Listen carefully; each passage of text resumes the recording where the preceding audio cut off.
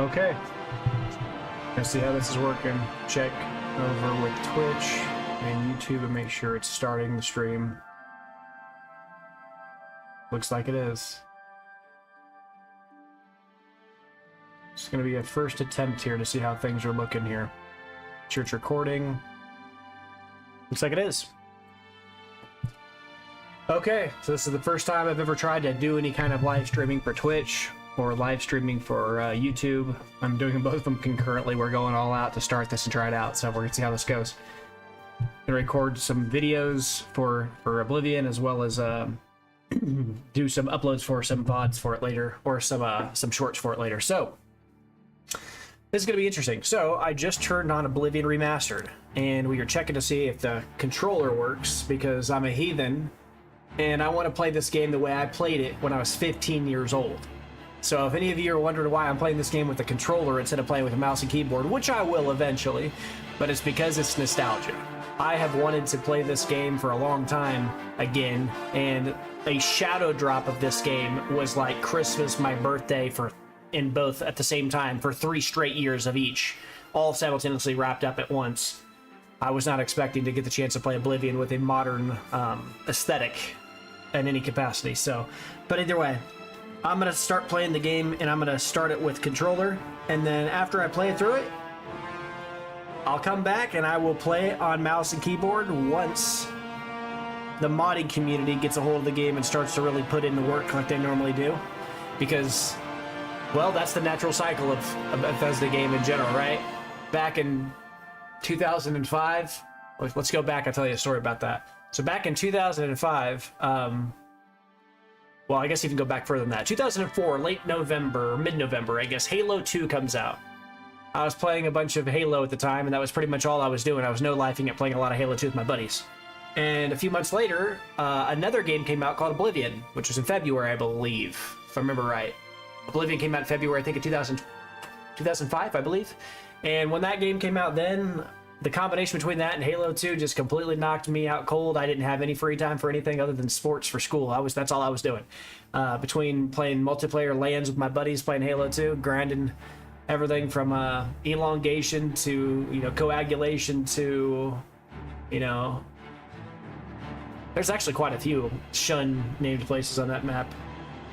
Now that I'm thinking about it, Desolation.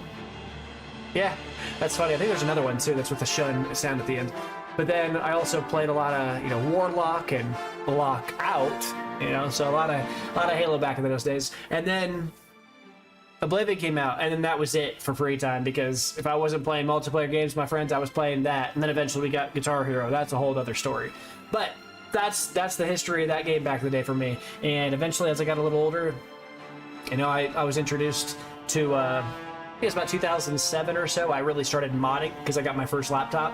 And never mind, it was 2008. So that's when I got it, because I was 18, just got into college, or was about to start college. And I got a laptop, and I was introduced to the first Oblivion modding in my life, and my life changed after that. I was forever a PC gamer after I did a little bit of modding. Even on the PC, I was using an HP, with the sound of jet engines. After about 10 minutes of running any mods, that thing was dead, because I didn't understand the concept of graphics too strong for a computer at that time. I just threw it in there and hoped it worked, and I thought I was modding when I was dumping, something as simple as a map mod on the game. And I was dragging the little, files around, the little ESMs and the little ESPs. And if you're a modder, if you know anything about like Skyrim or Oblivion or any of those things, Elder Scrolls Master and Elder Scrolls Plugin are what ESP and ESM stand for, respectively. Back then, I was just dragging them around and dropping them in folders, and I actually thought I was a pretty big modder at the time. And then eventually they released, an actual mod load order system, and we got introduced to Boss, or Better Oblivion sorting software, and the rest was history. Loot, load order, stuff, and that was crazy.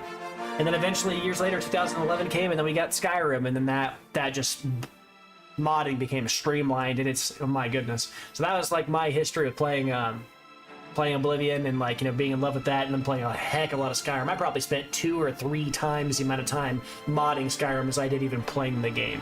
Because it was, I mean, I saw a t-shirt once that I thought really described how I felt about Skyrim. It was mod it until it breaks. And that's all it was, and it just had the little Skyrim logo. But anyway, long story long, I'm really excited about getting back in Oblivion, because Oblivion is like where my heart was. It is the thing, the game that made me fall in love with RPGs and made me fall in love with Bethesda as a studio. Yes, I love Skyrim, and I spent far more time playing Skyrim, but my childhood was Oblivion. And just hearing the music when I started this game put the dumbest idiot smile on my face. So I was really excited when I saw that. But I'm really excited to get back into this and try this out. And like I said, I'm going to try to play the game through vanilla without any extra mods, without anything like that, with the controller, just as I did all those years ago with a new skin. And then I will come back later once there's the active modding community and stuff, and we'll have an appreciation for why we want those mods, right? And hopefully we get some active modding people. I know that the game is not actually like directly released by Bethesda. As I understand it, I don't think Bethesda released it. I think they farmed out most of the rehashing of the game to somebody else and all that. But I really do hope that eventually they release like the creation kit and all the modding tools that they've had in the past. It'll be awesome to see such an avid group of people remodding and taking over for this game and doing the same thing, because there were some banger mods for Oblivion, original mods. So I'll talk about that while we're playing, so I'm not going to worry about that for now, but we're going to go ahead and get into this. So all right, so we're going to change the brightness on this. So in the currently, I don't know if you can see this on the stream, but I think just regular is pretty good for me, because this says make it till it's slightly visible. I think that's pretty good, just where it is regular. That looks pretty good on screen. This is obviously bad. You can't see that at all. Looking over at the stream and seeing, yeah, you're about the same as me. It looks like it's about the same about right here. You could make an argument for about here, but yeah, it's my choice. Yeah. All right, subtitle visibility. Yeah, we'll leave subtitles on. I think that's better for everybody. Master volume, yeah, I think all this is okay. Text size, we'll leave that alone. I think it's all good. Man, this feels clean. I mean, everything feels good. You can modify the settings in the options menu. Toggle vibration on, vibration strength high, difficulty level adept. I never messed with that when I first played the game.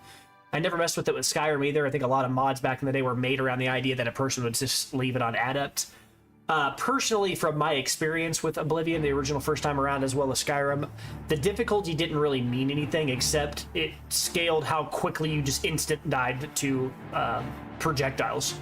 So if you jack this up to master, in my experience, all that meant was, oh, congratulations, you died to an arrow. Like, you just instantly die. Whether or not that's realistic or not is what I'm really talking about. What I'm saying is, getting hit by one arrow and just getting downed just doesn't feel very epic. There's a tight rope you have to walk when you're playing a game, making a game like this. You don't want the arrow to instant kill someone, because then it's not fun. But you also don't want to like, your character to not feel as if they are basically a god, right? Hold on.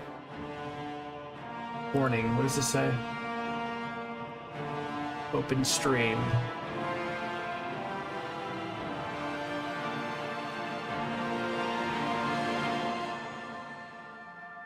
Warning, the stream's current bit rate, 2600, is lower than the recommended bit rate. We recommend that you stream with a bit rate of 2600. Open the widget. Huh, I don't know what that all means. I'll mess with that later. This is my first time, so I'll play with that another time. We're not going to worry about it for this time. This is my first time, so we're going to go ahead and learn from this. So I am not stressed out about that, and I'm not going to stress about it. All right. I'm just here to play a game. I already stressed out enough trying to get this thing to stream in the first place, because it's my first time doing anything like this, so. All right. Oh, get that back up here real quick here. Live streaming. I got the YouTube live stream thing up as well as the Twitch. A little bit of the behind the curtains going on here to make sure I get everything working before we take off. All right, I think we are good. I'm not going to spend a lot more time messing with all that stuff right now. I just kind of want to get into things. Okay, so back to this. Toggle vibration. We already talked about all this. We're going to go.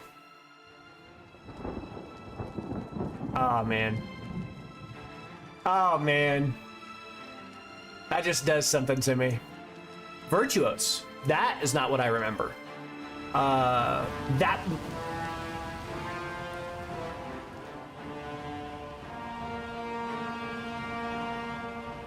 That is quite an impression for the first image. I like it. Oblivion Remastered. This has got a very professional, very respectful, very like... It's hard to articulate what I mean by that, so I'll try to explain. A lot of games nowadays are like kind of corny, or they don't take them, they're like kind of irreverent and they don't take themselves seriously. Whoever remade this took the game very seriously. And make your character actually look like an epic, like, hero. Like old RPG games. It's not an ironic, corny character that's constantly, you know, making self-referential or irreverent and, like, you know, meta memes kind of like. That image makes Oblivion look like terrifying. It makes, like, the Oblivion Crisis actually look like what it, you know, the lore in my head from my childhood. This is what Oblivion looked like when I was a kid, which is funny, you know. Press any button to start. Let's go. End user license agreements. End user license agreement. You should carefully read the entire following end user license agreement before buying, downloading, installing, or using or playing all of this. Sure. Collectively, this agreement is between you and ZeniMax, of course. Photosensitivity warning, I don't need to worry about that. We don't have issues with disputes. This is all legalese. It has to do with whether or not you have disputes with the actual product with ZeniMax. I don't have any issues with that. I'm not modding the game, I'm just playing it. Take any actions or upload, post, transmit, promote, or distribute any illegal content. We're not doing any of that stuff. Ownership of the game. We'll continue to let the ownership continue to be the owners of the right. Yeah, I'm not trying to take ownership of the game. Collection and processing of personal information. Sure. My information that from maybe through Steam or something, I don't really care. Monitoring and updates. They're going to update the game. Any updates that are on my game are going to be updated, whatever. They're going to just update my game occasionally. Termination of the EULA. Yeah, all this is pretty standard legalese. Nothing in here that I'm seeing. I don't anticipate being made part of the human centipede, if you get that reference, South Park. Looks like we're good here. Miscellaneous.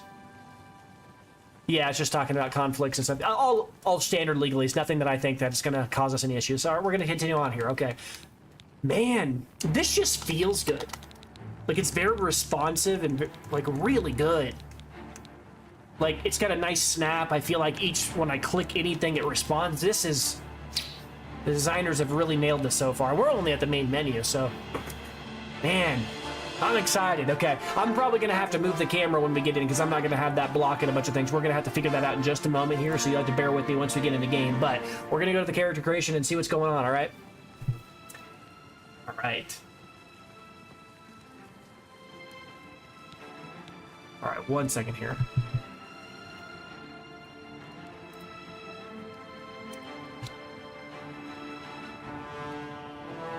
Looking around online to see if there's any information on changing the bit rate.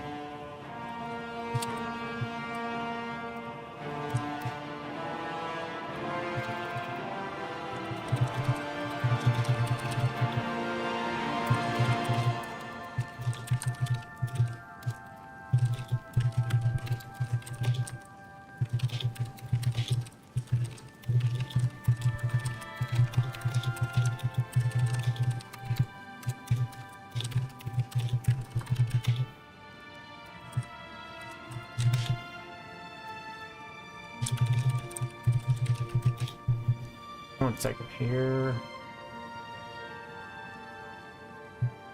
Make sure I'm doing that correctly. Yeah.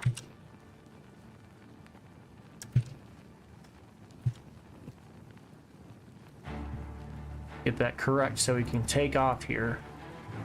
Or where'd that go? Come on now.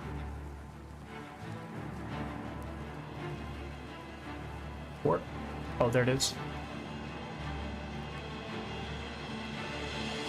I don't know. All right.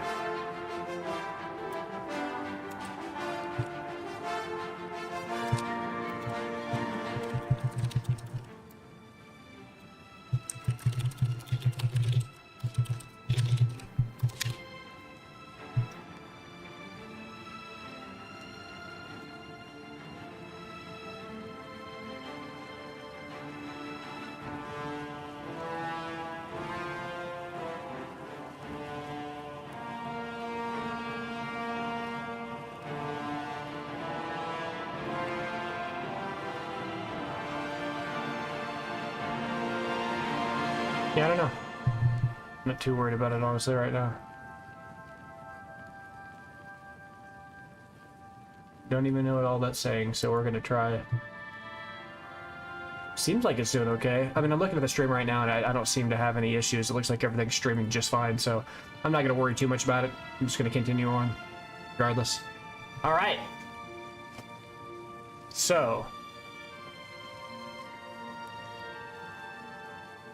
here we go. It's like we're recording, so anyway, all right.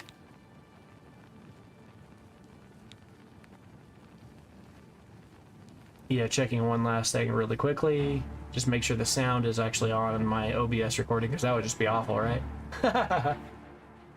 All right. Says desktop audio and mic are on in this. Picking up. Yep. Okay. All right. We're good. It looks like. Okay. Here we go. And then that's the last time, and I'm just gonna play, which is gonna be wild to say, but I'm just gonna get to play the game. All right. Here we go. New game. Man, that feels good to say about Oblivion. I can't believe it. Start a new game. Yes. Oh, it's the old, like, papyrus, too. Like, the old school, like... I was born 87 years ago. For 65 years, I've ruled as Tamriel's emperor. But for all these years, I've never been the ruler of my own dreams. I have seen the gates of Oblivion, beyond which no waking eye may see. Behold, in darkness, a doom sweeps the land.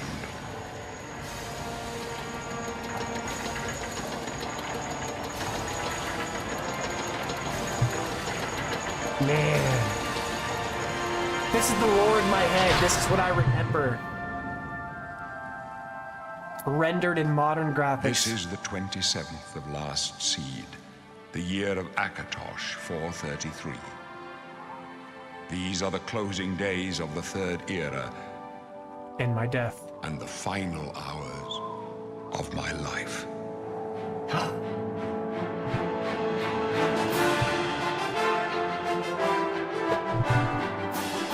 Same, but different, but still the same.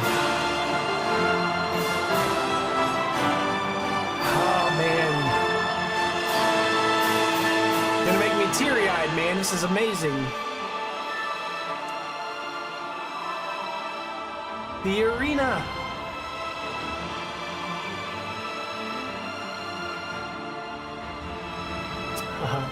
Actually, the blue one was not the arena. The red one was the arena next room. That looks like the Mages Guild area. Either that or this. No, this is the prison, isn't it? Orientation a little off. There's two different locations for that. As you can tell, I played the game before. All right. I'm excited. This is going to be awesome. Dark Elves are resistant to fire. Oh, see, that's going to be a modern issue, right? The modern era problem. Loading screens don't really exist in modern games as much as they once did because first world problem. Games load too fast nowadays, so I don't get the chance to read those little nifty tips that I used to be able to, read, that's so crazy. That's so funny. All right. Look at this modern interface. How wild. Okay, so I'm guessing because I can switch between these, the one that's highlighted is my base race right now. It looks like it's a Breton or an Imperial, am I guessing? Imperial. Oh, of course. Right? Imperial City, Imperial, base race, classic Imperial look. I gotcha. High Elf, Dark Elf. Look at the Mohawk! Yeah! That's a good looking Mohawk, actually. I like it. Wow. That's the Breton, right? Yeah. Pretty good. Looks good. Wow, this is well done. These Argonians look a little bit more like stronger jawed and a little bit more like Komodo dragons than like traditional small like gecko like lizards like I remember with things like Skyrim. In Skyrim they kind of almost have like a more not a feline aesthetic, is that not what I want to say? Like a more like slender, more like sleek, more like sneaky kind of look. This, he looks like he has a strong jawline and he looks kind of terrifying, honestly. Looks a little intimidating. Khajiit looks like a Khajiit. Nothing really to say there. The Nord looks remarkably like small. Why is his height so small? I guess you can change that, you know, it's all base default, but when I think of Nords, I think of like big head, strong guy. And he just looks like another Imperial, but of course with paler skin and bluer eyes. Orcs. Oh man, orcs. Man, that reminds me, he's almost out here looking like the Grey Prince. That's what it reminds me of. If you know what the Grey Prince is, and you're an OG Oblivion player, we'll get to that. All right, Redguard. Wow. He looks really good. That's actually like a pretty good hairstyle too for like, you know, a lot of time. I think back in the day, original Oblivion didn't have very many skins or hairstyles for like, you know, traditionally black hairstyles. And so I think that's pretty good. I'm not playing a black character here, but damn, excuse me. Damn, I don't even know if I'm allowed to say that on Twitch. It's the first time streaming on Twitch, so forgive me. All right. Oh, yeah, right, Wood Elf, of course. That hair is reminding me of like old David Bowie, right? In like am I saying that right? Pretty sure it's David Bowie. Because correct me if I'm wrong on that. I'm gonna seem like a fool if I say that, and people are like, "Are you sure? Do you even know who you're talking about?" But I'm thinking of the guy from the famous singer from way back in like the 70s, 80s. That was he was also in the movie The Labyrinth and had the ball. You know, they do this with it. Anyways, that's the hairstyle as well. That's what kind of what it's reminding me of. His was a little bit different, of course. It was more like the kind of what they call like the bitchin' 80s style, like hairstyle, like the lion mane. But this is kind of what it reminds me of. Just at first glance, it kind of had that same floof to it. Anyway, all right. So I believe that I'm going to be playing an elf. It's either that or an Imperial. I do like, so there's basically 4 choices here. It's either Imperial, High Elf, Dark Elf, or Nord. And the reasons for that are because I like Nords. I mean, if I was gonna play like a sword, like a two-handed sword kind of guy that was looking to get real up close and personal and just beat people to death, I'd be playing Nord. Although I feel like that's a little bit more of a Skyrim thing to be doing here this time around. Maybe another time. I don't think this is the time and place to play Nord in your first playthrough. That's Skyrim. So I don't think that's this time. Maybe for another day. And it would also feel very strange. It's going to be a little strange not being able to shout in this game after, you know, being able to do it in the previous game. The 3 choices for me are really Dark Elf, High Elf, and Imperial. And I know that you could make the same argument when I made the comment about how Nords are from Skyrim. You could say, well, Dark Elves are from, you know, Morrowind. Why, you know, or, you know, Daggerfall. You know, why aren't you eliminating them as a choice here? And the real reason is because I never played those games. I mean, my first foray into anything Bethesda related was Oblivion. So when I think of this game, I think of the 3 classes I played the most when I was, well, 3 races I played the most when I was a kid. And that was either Imperial, High Elf, or Dark Elf. Now, if I play as a Dark Elf, the goal would be to probably play as some kind of like a stealthy, assassin-y, like half mage, half assassin kind of character that like uses maybe magic in one hand and maybe uses like a dagger in the other and kind of like tries to set traps or any number of other things. I could also do a little bit of like, you know, bow and arrow, archery kind of stuff. But I like to leave that specifically for the Wood Elves because that's kind of their go-to. Especially the first few playthroughs, right? Like I'm going to kind of play the classic, archetypical, you know, kind of thing. The other few ones on here are High Elf, which is kind of my go-to when I want to play as a magic character, which is, you know, kind of the vanilla expectation. If you're going to play a magic user, you're probably playing a High Elf or a Breton as a more defensive mage, or if you're like, you know, a battle mage, maybe like a Dark Elf. But I think High Elves are obviously the go-to if you're going to be a dedicated spellcaster. And the last one would be the Imperial. And the Imperial obviously is just like the baby's choice where they're like, I don't know what I want to play, but it's nice you got all these different races, but I'm the main character, and I'm going to be generic. I'm going to be the most generic character I can be. Imperials are cool. I have no issues with Imperials. And I could, I guess, go with that route. I've never really done that before. But I kind of want to see what the class bonuses are. It's been a long time since I saw that. As I recall, from 20 years ago, mind you, I believe Dark Elves were stronger with Destruction. Like, out of the box, I think they had, like, plus 10 Destruction or something like that, and, like, plus 5 and a few other magic classes, as well as, like, plus 5 and a few other, like, things like Stealth or maybe even Archery and one-handed or something. And then, of course, the Altmer, or I guess I need to say it correctly, Dark Elves, High Elves, Dunmer, Altmer. The High Elves are dedicated casters. They have like no bonuses in anything other than magic. And in my memory, this game is a magic game. It's a magic focused game. Oblivion was not as focused on like, up close and personal physical content or contact, and combat. Like, Skyrim did a better job of that. This game had its own spell crafting system, was admittedly a little janky, but still pretty cool. And, it had some really cool magic that you could find. Things like Finger on the Mountain, I think, was this really cool spell you could get. That was, if you got it early in the game, it was kind of fun to play with. If you got it late in the game, there were different tiers of it, and it would just be busted as heck. But you might not even have the actual mana pool to cast it. You might even be locked out of the spell because it scaled with you when you got it. And when you got the spell, you might even be locked out of it because you don't have a mana pool deep enough to even cast the spell, which was my first experience with it, which is hilarious. But if I was going to play as this kind of a class, a magic style class, I think I would definitely play as the Altmer here. I didn't really walk into this with the plan, so I'm probably going to just pick one here and move on. So I think I'm going to eliminate the Imperial here, and I'm going to pick either between the Dark Elf and the High Elf here. My normal go-tos are going to be one of these two things. The question now is, do I want to play as a magic player, or do I want to play as like a magic slash, sword kind of user, like a dagger wielder? I do like both characters, both classes a lot. Oh, you have an origin now. That's new. This must be them bringing over extra like story from yeah, they're developing your background a little bit more. That's cool. Kind of almost feels like what they did with Elder Scrolls Online. Kind of gives me almost like a D&D feel, right? Kind of gives you some background to kind of work with here. You're a true hero of Vardenfell. Among the volcanic wastes, you were taught that resilience is the greatest call of any Dunmer greatest of all Dunmer qualities. As a Dunmer in the mainland, you grew up amongst all different kinds of traders. You learned that there was to know about negotiations and how to make people react the way you need them to. Sure.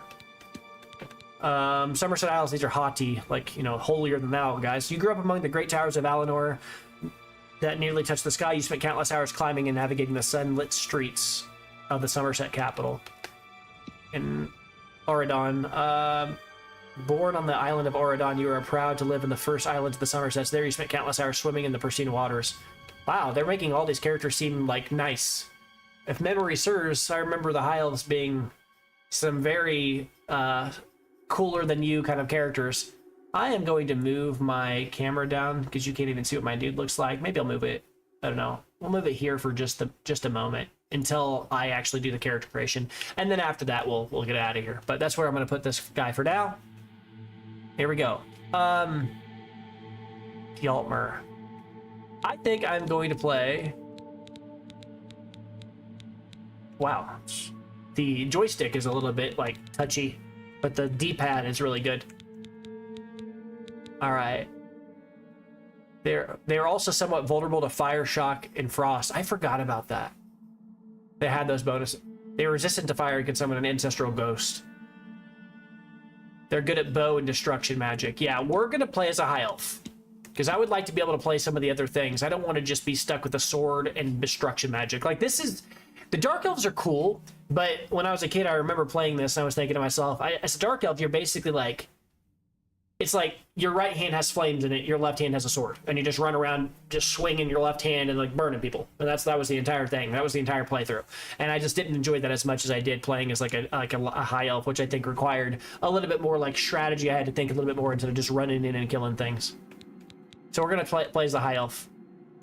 I want to be from Somerset Isles or Auradon. Born on the island of Auradon, you are proud to live in the first island at the Somersets. There you spent countless hours swimming in the pristine waters. You grew up among the great towers of Alinor that nearly touched the sky. You spent hours climbing and navigating the sunlit. Let's go to the Somerset Isles. All right. Randomize appearance. How do I go down there? I don't think I can. Oh, I think my mouse is plugged in. So can I unplug this and plug this back in and see if that gets this control? You can see at the top it says Q and E on the right and left side. I want to see if maybe... Oh, now it switched over to... You see that? Switched over to left bumper and right bumper, and now I can actually interact with this. Now it gave me true control with my controller. And I'm assuming if I touch this mouse, it's going to switch back control over to that. Oh, maybe not. All right, one second. I'm going to grab a drink of water. Or I guess I already have this cup. All right, here we go.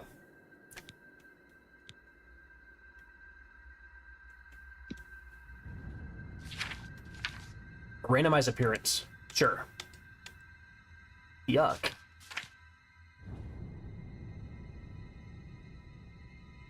The faces that they're going with here are kind of funny. I like how there's actually some like facial feature differences now.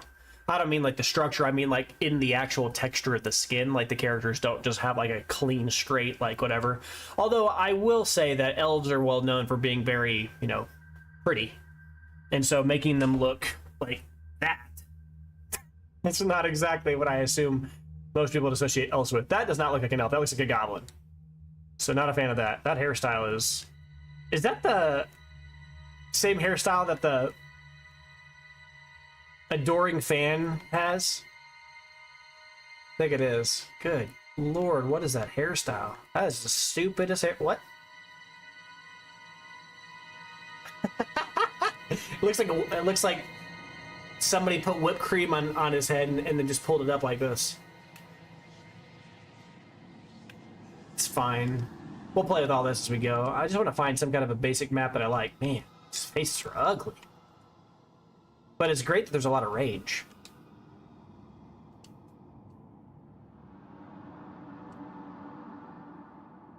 Like, none of these look like elves.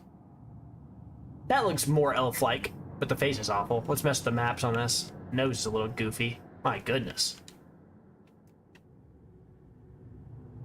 I think this one's okay. Maybe the nose is just a little thinner and the lips are a little thinner. Then we're good to go. I think I'll use this one and try to see if I can't get some mapping and take away the the ugly face wrinkles and all that stuff, which might just be a function of the age. All right, old. Yeah, okay. Great. So I can go to old and young, and I can get really old or I can get really young. The thing about elves is, like, age is, you know, they're not, when they're 100 years old, they're not old. So having him look younger is kind of like more what I want. He doesn't need to look baby faced, but I would like him to like have a little bit more youth to him. Wow, that's a heck of a jump. He goes from nothing on the noise map to an extreme amount of facial. Like, that's a little better. That feels more normal. This is a heck of a jump from there to there, and then it gets better, which is weird. This is kind of mapped in the wrong way. This jumps from like almost like a kid. Granted, he's bald, so it doesn't look like a kid at all. But I mean, like look at how nice the head looks. Like how, you know, like porcelain it looks. And then the next one you go over, it's like very wrinkled. And then the next one is somehow better, even though it's supposed to be older. And then it gets kind of a little older again, and then it starts to really start looking older. You can start to see it down in the clavicle area. There's actually some age showing down here. That's good. It's well designed. But it doesn't look like it's doing anything to the chest. Oh, it is doing a little bit of the things to the chest. Well, that's a good sign. That might mean that we won't have the same exact issue with the neck seam issues we used to have with Skyrim and stuff when we were doing body mods and stuff. I wonder if it's all one contiguous piece now, or if the head is a distinct separate mesh and like part of the body. I'm getting a little too much into the weeds. I spent a lot of time modding the game, so like, anyway, I think I'm gonna stick with. I think this third one is probably the most interesting. Complexion. Does this really change much on high elves? Oh yeah, very white looking by comparison. If you go over here, very golden skin here. Actually getting to the point where it's almost green like an orc. A little bit sickly kind of in color.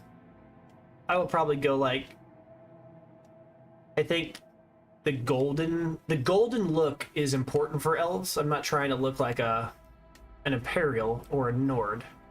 Think this is probably right.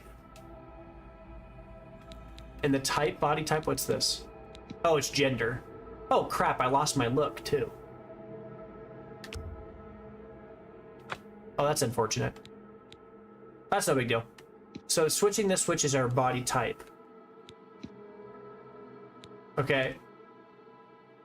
I'm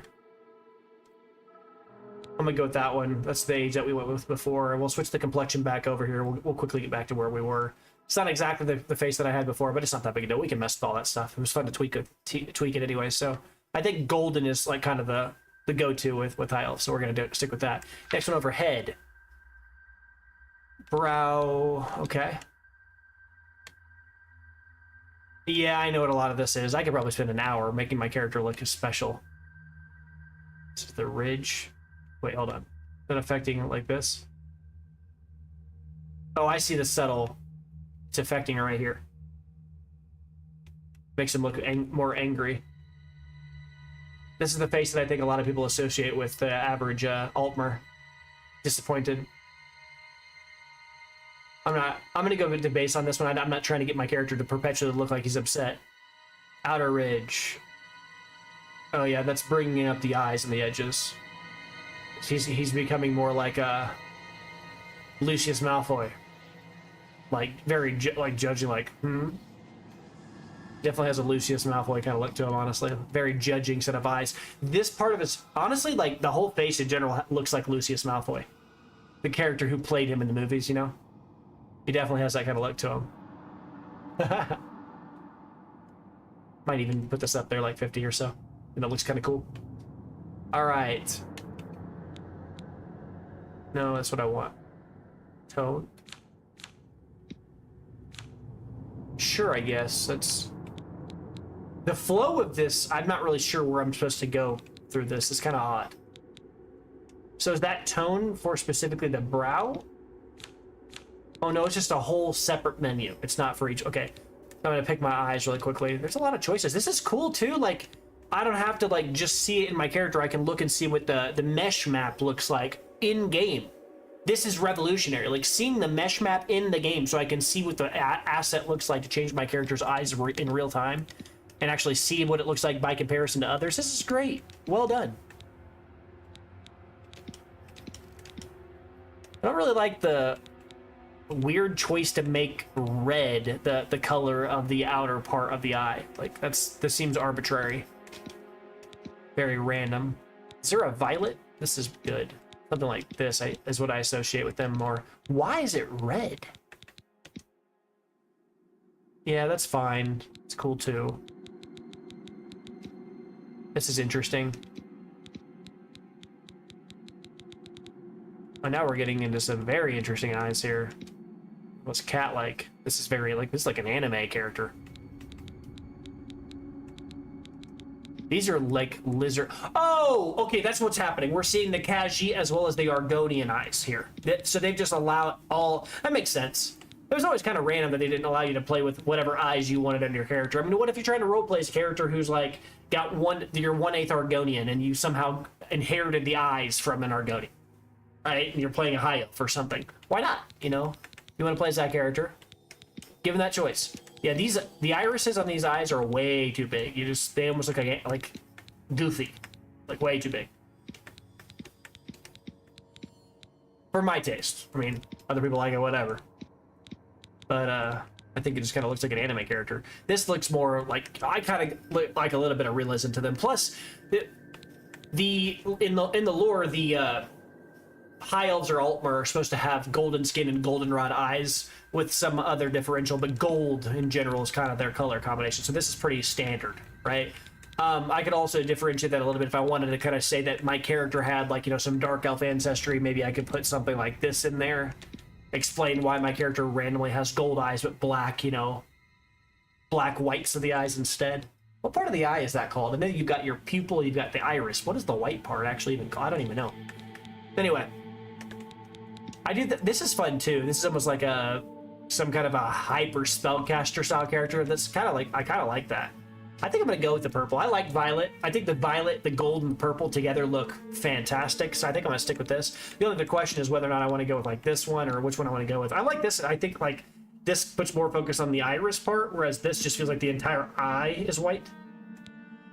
If you played Skyrim, his eyes are kind of reminding me of the Soul Cairn, like, you know, the purple kind of look that had, the kind of spectral look. That's what it's reminding me of. Could also go with one of these. I just don't like that the whites of the eyes in these are red. I wonder if that means that, are these the Dunmer eyes? Maybe the base Dunmer eyes. Maybe that's what's going on. Either way, I'm going to go ahead and pick this one. I like this one.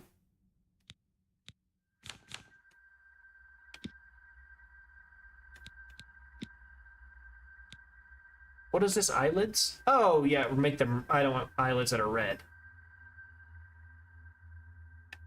make them like super, super white. It didn't matter either way. This is fine. -60, I don't know. Sockets bright or bruised. Yeah, this makes your character look a little bit more like lack of sleep, or more like, you know, weary and tired, and maybe more weathered by being out in the real world, kind of doing things. This makes their character look a lot more new, and, you know, actually this almost gives an aged look. The eyes kind of almost look aged here. I'm gonna leave these base. I like it alone. I like it like by itself. Cheek blush. Yeah, no, I want to leave that alone. I actually really like the basic tones for high elves. Their skin being golden, I think looks good. Cheekbones pale or flushed, I think it looks fine. No freckles on these guys. I don't think high elves have freckles in general at all. Makeup, lipstick color. This will probably go with like a very basic, like a darker kind of purple. If we can get it to make it look more skin tone-ish. It's a little too vibrant though. Maybe like that, and then change the how bright it is. Lip sheer, opaque, yeah, opaqueness, something like that. It kind of has like an undertone of like gold, but like there's like purple in there or whatever. Eyeshadow. Yeah, this looks on a spellcaster for sure. Not that extreme, but yeah, like some kind of like a purple will look good. Can I do it and change the opaqueness on? Oh, you can't change the opacity on this though. That sucks. But we're gonna have to make the guy look a lot more tough in some other way, because right now he almost has like it's a little bit more feminine in look that I'm really looking for. But we will see what I can get. See what I can do here. All right. But that's okay. I mean, that's kind of how elves are, right? Elves are supposed to have kind of a fair look to them. Like, think of like Legolas and, you know, in Game of Thrones. I'm just picking on people. Give somebody a heart attack. Think of Legolas and, like, of course, Lord of the Rings. You know, he's going to have a more not a gender neutral look. He looks very like elven and, like, you know, youth like, but a male youth, like a vibrant youth to him. Whereas, you know, like Aragorn and people like that are going to look a little bit more masculine and like a traditional, like aged and wise, but like battle hardened way. Not wise and old in the same way as Gandalf, of course, but like Legolas has like a young youthy but the look to him. But that's the thing about elves, they kind of have a little bit more of feminine traits for the guys, and the girls are even more feminine, like more soft-spoken in general as a rule. So it does make sense. I feel like this does fit. All right, let's look at chin or cheeks. I mean, okay, so the cheeks are pretty good. I actually don't really have any issues with the cheeks. I'd like to see what the range is. Yeah, he doesn't need a thick jaw. That's not how elves look. Going super gaunt though also makes him look a lot more like emaciated. Kind of gives him a look like he's like, you know, out on the road a lot more, you know, like, you know, like a survivor kind of person that doesn't, like, you know, eat a lot. I could go down as far as maybe like -20. I think this is fine. Gaunt versus round. Oh yeah, this is making my character look like I'm well fed, or currently have food in my mouth. That's one of the nice parts about elves, is elves in general kind of have this gauntness look to them. I think this looks like pretty good. I actually really like this. They need to look a little gaunt. If I get too much more gaunt though, we start to get into like, he kind of looks skeletal or dead, so we don't want to go much more than that.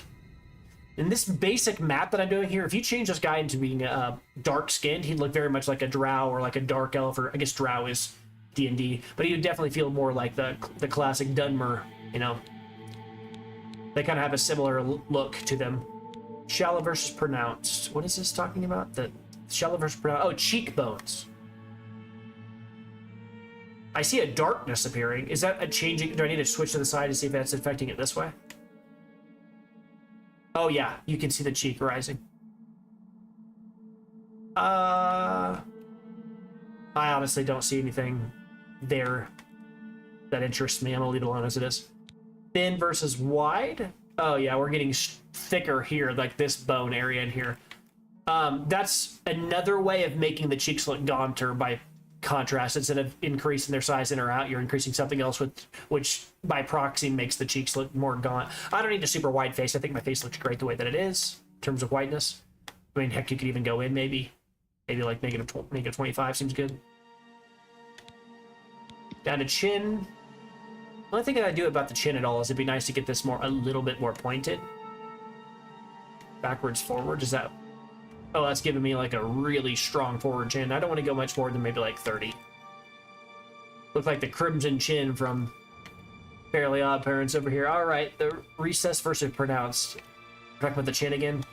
Oh, this is the entire tab is called chin. Reading the menu explains the menu. All right. All right, I think all that's fine. Retracting. I'm actually pretty good on all of this. I actually like the character right now. Large, small versus large. Oh, that's just taking the entire chin and growing it in total volume. Yeah, I don't want to get too big on that because any bigger and then I'm going to start looking like a Nord. Let's just leave it. I think he looks fine. I like it. Eyes, down or up. I actually like all of that. Inward tilt, outward tilt. Yeah, this is making him... Oh, this is making his eyes look spaced apart. I liked where they were for sure. Yeah, we're not playing with that. Apart together. This is kind of what I was just saying the other one was doing. Large versus small. Okay, this just changes how big the eyes are. Actually like that a little bit. A little bit more, a little bit wider. Maybe not that wide. Maybe like 40. Let's go back down to 25 or so. Looks fine. Face. Bone, nose, chin. Oh, that's changing this. I think that's probably the best look because it's adjusting, right? Like elves are known for having long, slender noses. This pulling the entire face up like this actually doesn't look terrible for like lore wise. I'm kind of trying to go for a character that looks realistic for lore. Actually like the base look the most, but pulling the nose down a little further like this is also pretty reasonable since he's an elf. Giving the nose, actually pulling the nose down like that kind of made his mouth go like this, which I think actually like kind of makes sense too. So I could see this makes sense too. Let's compare that to the base. Close my eyes and see what I remember. Compare that to this. I like them both. We can go either way. I'm gonna stick with the base though. I like it. Forehead, cilia, nose. Is that in or out? Is that what's happening? I don't see any changes. Although I am spinning like a mad person while doing it, so I can't really check. Okay, I see a little bit of change here happening here, which is what the cilia is, but I don't know exactly what it's doing. I think it's just pulling this in and out very subtly. So I can just see it before and after from the worst to the best, or the lowest to the highest. If I had that, I'd have something to go off of. Oh yeah, for sure, I can see the difference now. You can see that big dip in here. I think it looks better way up, actually. For an elf, for sure. I think that looks good, yeah. Light versus heavy, what's that talking about? Oh, that's making my character look like I'm a Chad. I don't think that makes a lot of sense for an elf. I think, in fact, going even lower looks better. Maybe like a 30, negative 40 or so. It looks fine. Thin versus wide. Oh, that's my whole face. We're not doing that. It looks fine as it is. Gaunt versus round. Okay, this is affecting this area, the temple again. But pulling it down makes it look better. A little bit of gauntness does look good on these kind of characters. All right, good. Forehead. Forehead looks fine. Short, tall. How tall is my character? Oh, that's saying how big is my forehead. Oh, my character could be more like me. 6 head over here. All right. Backwards or forwards? This is like something like this. Oh, that's pushing this forward. That way I get into the room before my nose does. All right. All right. Jaw. Retracted versus jutting. I actually like all this. I'm not going to mess with anything the rest of that. Mouth. I want to mess with the mouth a bit. Yeah, more pursed looks better. I like that. This is what I was talking about earlier. I think that making his lips look a little bit more pursed and like judgmental makes sense for a high elf. Sad versus happy. If I could do one side to like smirk a bit, I'd do it. Oh, that's good. It's a little bit of a better than you like. Looks very much like what I'd expect from a high elf. All right. Low versus high. No, I don't like that at all. We don't want to pull the mouth up compared to the nose. No, that's starting to get a little weird. I think leaving that alone is fine. Retracted versus protruding. Is this like how far my lips are coming out? This is like duck face. Duck face. Good grief. And it looks fine as it was. Just leave it alone. Underbite versus overbite. That's gonna look dumb. Mouth chin distance. We'll leave all that alone. Deflated versus inflated. That's lips. Yeah, this is how much Botox my character has. All right, I'll leave that alone. And then lips. I think the lips look fine. We're gonna leave that alone. Puckered versus retracted. We're good. I'm good. It looks fine. Nose. And this is a big thing. This is kind of what changes the look. What really defines what your elf looks like. I really do like it being in the kind of center of the face. I'm gonna see what it looks like really far down. Yeah, I don't like that as much. I also don't want to put it up too high though, because it kind of starts to have like an orcish, more of a, yeah, that is an orc look. We're seeing how they relate to the orcs in the lore. I think this is probably fine as it is. Short or tall, and again, this is the nose. This is pushing it out. So this is where we get into like the more elven looking, like long nose look.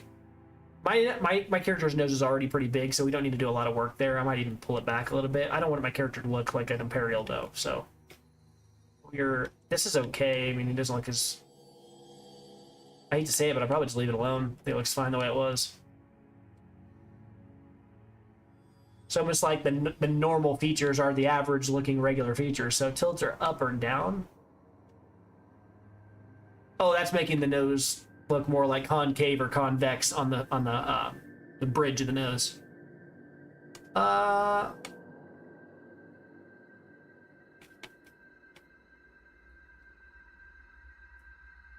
think maybe like 20. I feel good about that. Region concave versus convex. Oh, that's what I just said. Oh, that's this. Not what I thought we were talking about here. Actually, it was looking really cool. Starting to feel more like a wood elf the more I push in that little button nose there. Start to get out too far and start to look like a cartoon character a little bit. I don't want to do that though. We'll go up to like 30 here.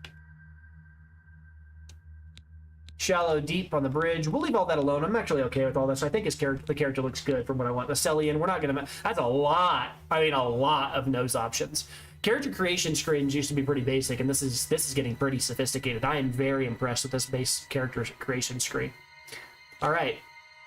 We are good to go with the head. And now the hair. There's always the thing that makes or breaks your character. Facial hair we'll play with in a second, but let's get the facial hair right. Or the regular hair right. So this character looks a little bit more like prim and proper, a little bit more like, as I said, like the kind of Lucius Malfoy look. I don't think I'm going to be doing the wavy, like, you know, hair like this. It's cool, but not what my character's... This is getting closer. A little closer, but I don't like the short hair. No, for certain, no. Looks like Larry from the Three Stooges here a bit. In the back, obviously it doesn't, but... This is the wrong race. I mean, you could do it, but it feels a little too rocker for these guys. This is getting closer to what we're looking for. Certainly not. Okay. That's a lot of options for bald people. Wow. If I was gonna play a member of the Ancestral Moth, then I'd feel pretty good right now. Not a fan. There we go. That's kind of closer to what we're looking for, something like that. No, I'm good. This is... I think that might be the actual hair. There's like 2 of them. This one's pretty good too, though. Yeah, actually, that one's pretty decent. I think the hair's a little bit more stylized than what I was looking for. I was looking for something a little bit more utilitarian and kind of cropped and like army-ish. This is way too modern West Coast for Oblivion. This does not fit at all. I don't know what that hairstyle is, but it just... No. Yeah. This fits, but it's not what we're looking for. This is more like the fat Imperial guy who's sitting in front of the, you know, arena and, you know, he's got a wife and 2 kids at home and he just goes to the arena to burn the rest of his extra pocket change every single day, hanging out in front of the arena, betting on things. Hairstyle. This is fine and actually probably a pretty lore-friendly look for what an Altmer, maybe a merchant, you know, just a classic middle-aged, you know, like Altmer would look like. I think it looks fine, but not what I want to look for here. This is way too, like, This looks way too much like a wood elf. Like a wood elf, maybe high elf, you know, high elf woman for sure.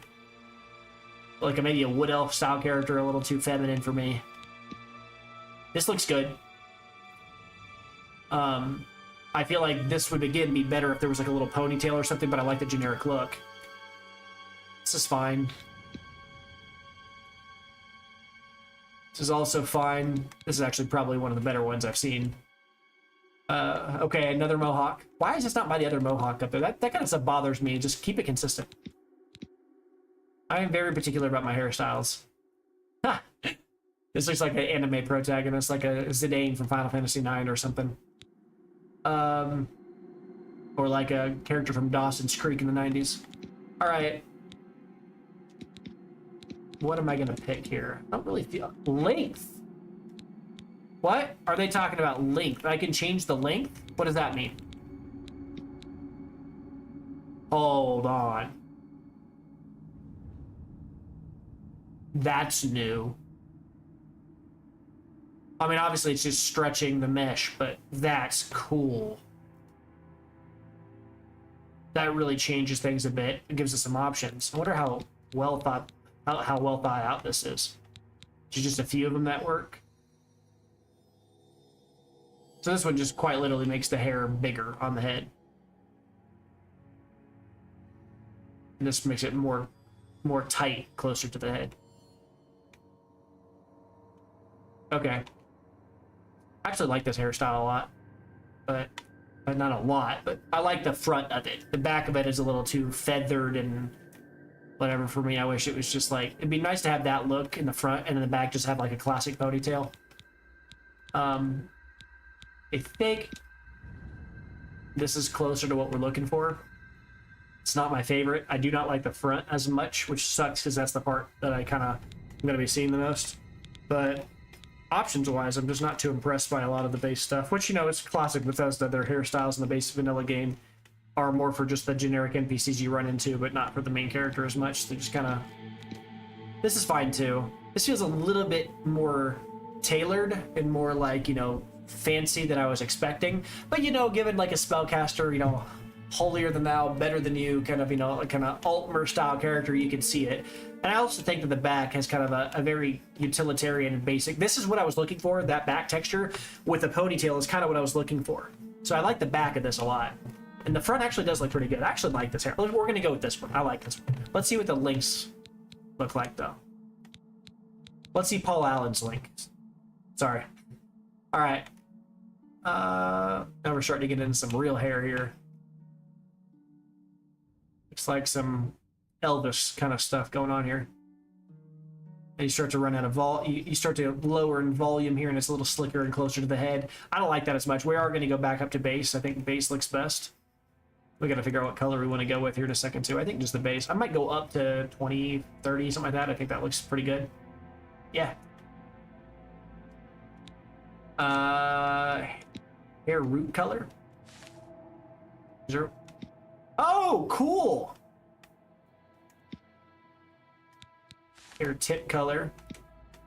Let's go with blue and see what it looks like.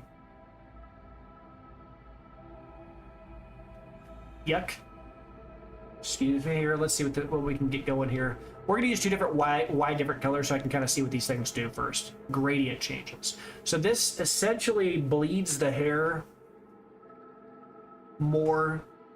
It essentially changes the focus. So the further right you go, the more the hair tip is the vast majority of the hair, or is considered more of the hair, versus this direction. It just gives you more granular control over how your hair looks, of course. Gradient amount. Okay, sure. So essentially this is dictating how big wow, this went negative. Suddenly, like, the thing that was the lighter is now the darker. I remember people used to have like blue hair and, you know, Oblivion and stuff. I'm not really that guy. I'm gonna try to be a little bit more lore friendly. Sue me. Salt and pepper. It's like H. You can't even see it because I've got all that blue in there. Play that in a second. I'm gonna take this hair tip style and make it, let's go a little bit lighter.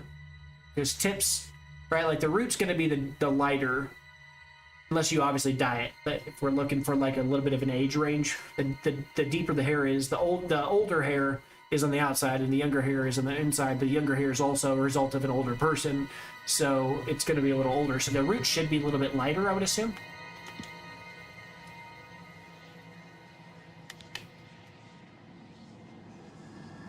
Let's see what we can do here. I can't even see a difference here. What's going on here? Hair tip. Is that because it's back here? Oh, I see it now. I see it now. Can I change the color? Well, yes, but what I meant was like in any other way. Eyebrows color. Oh, sure. Something like that's pretty basic. I like it.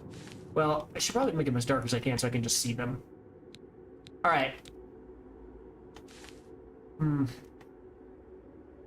There's quite a range of blues in here. Purples, pinks, all kinds of nonsense.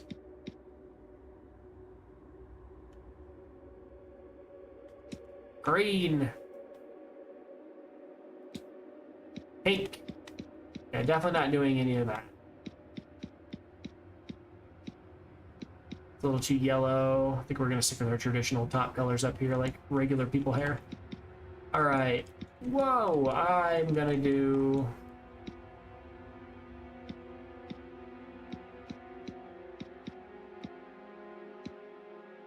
Gotta make a choice here. Make a choice. This is the thing about RPGs though, right? Like that's the whole point. You spend a lot of time checking this kind of stuff out. Let's go with that. Let's change the root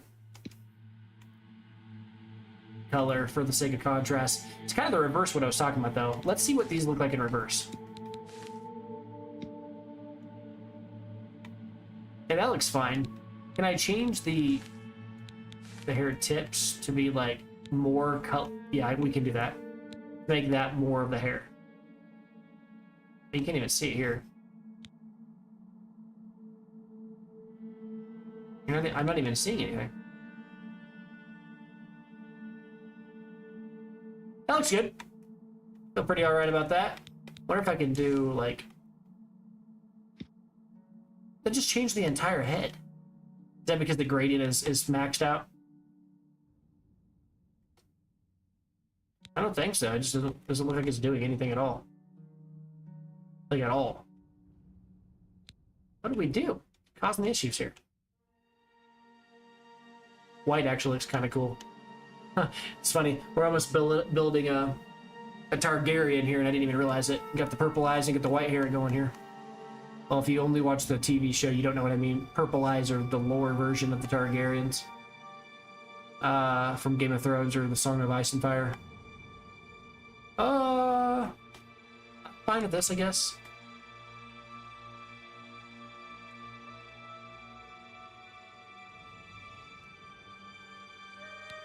Hair tip color. I'm going to turn this down a little bit. Maybe not so ridiculously white. Much growing on me, to be honest with you. Change this to something else. Maybe a little bit of white gold, something like that. It kind of looks interesting. It looks a little fake, though. Is there any way to make it mix in and be a little bit less?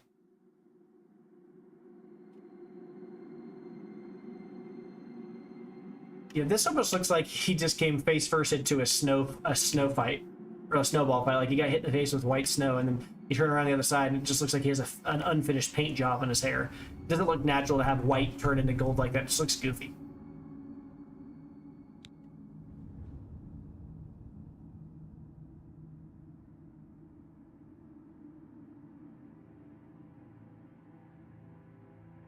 This looks okay. Kind of, yeah. It's alright. Maybe I could do the gradient contrast a little bit lower. What is this even doing? I don't even see any differences between those. Maybe that's because the salt and pepper is off, but... I'm seeing a difference here.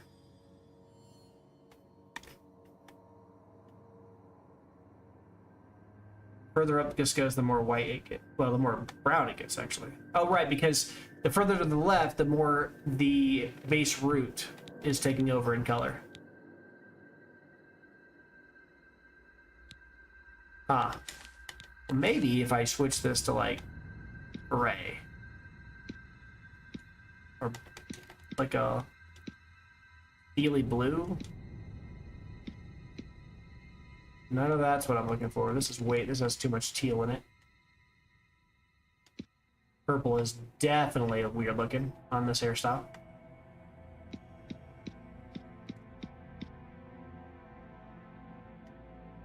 But that's looking more natural, at least. Like those were kind of similar hair colors. It gives you a little bit of depth. See what that looks like when we mix it.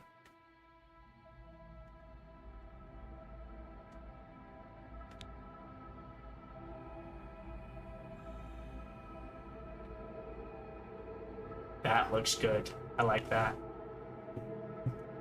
All right, I like that. All right, this is what we're gonna go with here.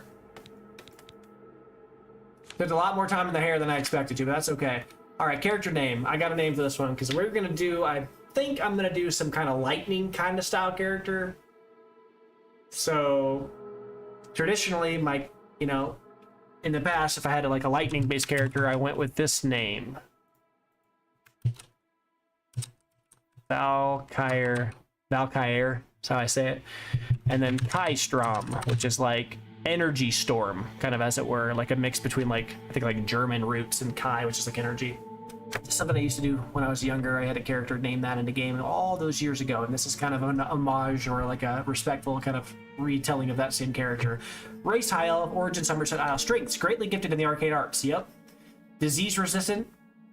I don't even remember that was part of this game. Elemental weakness and enhanced speed. Sure. Guess I'm faster. I didn't know that. Is I'm an elf? That seems weird. All right, continue. Are you sure you want to play as a race of high elf? Yep. Oh. I guess I didn't remember. I thought you picked your star sign. Oh, no, that happens later on, doesn't it? That happens later on. They only introduce you to that after you meet Tiber Septim, I think. All right, here we go. To sprint, press... Well, well. Look at the high and mighty Altmer. Where's your dignity now, huh? Where's that famous high elf poise and bearing? You know, my time's almost up. Pretty soon I'll be free, and you'll still be stuck in this rat hole, waiting for your execution. But That's I'll still right. be cooler than I you, heard Dunmer. some of the guards talking. You're going to die in here, high elf. You hear me? You're going to die in here. Hey, you hear that? The guards are coming. For you. Boris, lock that door behind us. Yes, sir. My sons. They're dead, aren't they? We don't know that, sire. The messenger only said they were attacked. No, they're dead. I know it. I just wanted to quickly say something here that I think is cool. I love how they kept the original tone, that the Dark Elf was, relatively unimpressed with the fact that I was a high elf, and he kind of like showed his disdain for the kind of high society lifestyle or self-regarded mentality that a lot of high elf and Altmer have about themselves, so that was pretty cool to see. I like to lean into that when I'm playing as the Dark Elf style characters too. I like their racial tension between those two different groups. It's cool. I like the lore on that. What's this prisoner doing here? This cell is supposed to be off limits. Usual mix-up with the watch. Never mind. Get that gate open. Stand back, prisoner. We won't hesitate to kill you if you get in our way. You, prisoner, stand aside. Over by the window.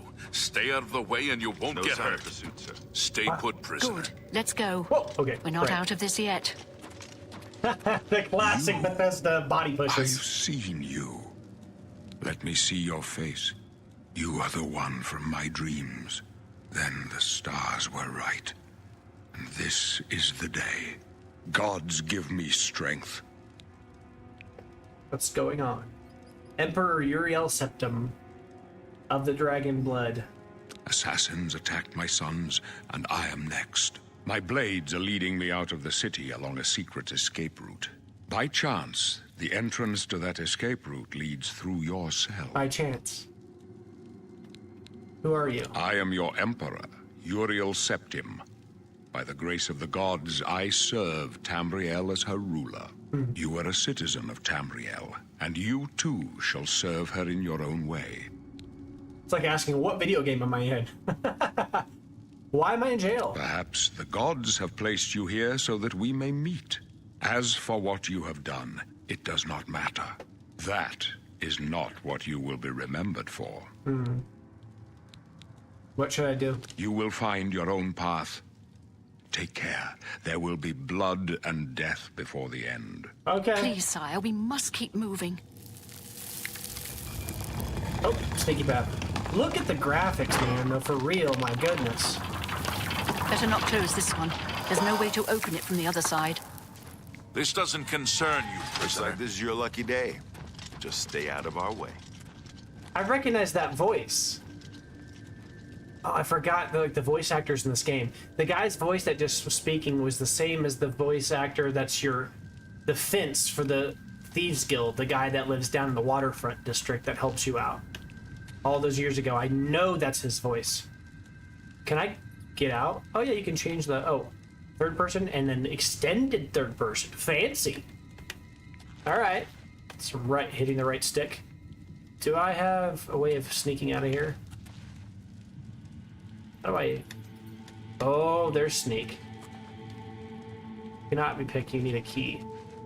So you don't start with a single one. It feels like that'd be the kind of thing you'd do in this game, is just be given a single key to try to escape. But I guess, I don't know if this game ever had that ability as an ability. I think you're forced to go through the tutorial.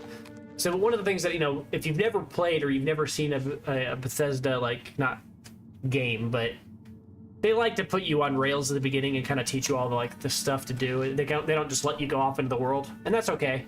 You know, modders come in and add things like Live Another Life mods and things like that, so that you can actually just play the game and not be handheld.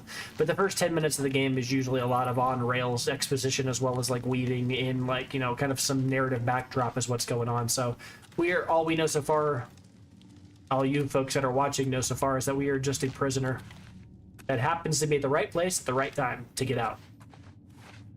And look here, you can kind of see the sneak level. Oh, my sneak just increased. If I walk, why is my sneak increasing? Who am I sneaking up on? But normally if I walk like this, you can see the eyeball getting bigger or smaller whenever I sneak.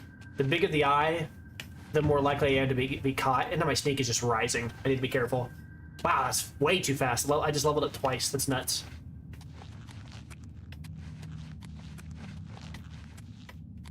That was something about this game way back in the day, was that you could level up certain skills very quickly and other skills you couldn't. I remember people back in the day used to just run around and spam the restoration spells. Close up left. Protect the Emperor. Okay. Protect yourself. This is where those assassin guys show up. Yep. The captain's down. Emperor! Am I supposed to be impressed? Take them down! You're lucky I like you. Otherwise you'd be dead. Okay. I punched the wrong guy because the other You guy all right, died. sire? We're clear for now. Captain Reno? She's dead. Sorry, sire, but we have to keep moving. Oh, search. Mythic Dawn. That's who they are, the Mythic Dawn. How could they be waiting for us here? Don't know, but it's too late to go back now. Don't worry. Or take all their stuff will- and sell it. Weak potion of healing. Wow, the Mythic Dawn, the clothing is not worth any money at all. Renault's Akavari Katana. Steel short sword, so that's like a special They weapon won't for be her. the first to underestimate the blades. I guess I'm not allowed to take her armor because... I'll take point. Reasons? Let's move. You stay here, prisoner. Don't Yes. try to follow us. Maybe the argument might be made that if I disrobed her here, that might be a little disrespectful to a soldier for the Emperor, whereas the Mythic Dawn guys, nobody cares about them. Oh yeah, hold on. Can I switch? I don't want to do punching. I'm going to switch over to magic. Heal minor wounds. We're at the map. We're getting too much into other flare. I don't want to do... If I can avoid it, I don't want to do any hand-to-hand stuff and level up stuff I don't want to level up. Something that was always annoying about Oblivion was that one of the only like remaining systems from that game that people just really criticized back in the day was when you level up and you level up a skill that's not your main skill, it contributes to an overall leveling up, right? Because you have individual skills that level up, and then you also have your overall level. And if you aren't leveling your main skills and you're leveling other random things, that punishes you in the long run because you only get so many levels that level up before you contribute to an actual level up. That's so much redundancy. I think you need to get 10 individual skills to level up in any number of order. How many times? Let's say you get 3 levels of sneak, 1 level of destruction, 2 levels of athletics or whatever, and then you add that together to a total of 10 levels, and then you get to level up, and then it'll figure out what your highest level things are, the things that you leveled up, and you get to kind of boost those further, and you kind of get punished for being a Renaissance man and doing everything. Or if you accidentally start leveling something you don't use that often, you kind of get punished for that too. So we're going to try to not do that as much as possible, because my character is going to be more magic related, so I don't want to do hand-to-hand and accidentally level skills I'm never going to use. Which I don't know if that's still in the game. I'm not sure if this is a true to form direct just re-release exactly as once was. I have seen some posts and some memes online talking about how they've got some of the original voice dialogue mistakes still in the game, so maybe this is truly just a reskin and updated graphical version of the game, which would be crazy. That'd be funny. All right, we're gonna pick this now. I've got it equipped.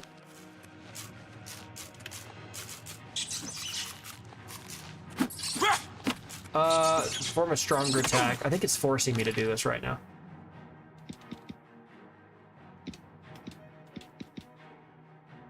Equip with A. I am 100% doing that. I don't think it's gonna let me do it. I think I'm being forced to fight.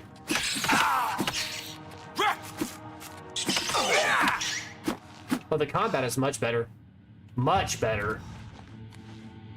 Your fatigue is low and you may not be able to perform exhausting actions. I missed the rest of that. You make sure that your opponents don't deplete your fatigue or you'll be staggered or knocked down. Okay. That's kind of new, right? I don't think that's how the game worked the first time. Also, one thing I'll note that's like new. There was only 1 rat in the original game that attacked you. I remember that as a kid. You can't go through here, but there was always check your journal. Sure.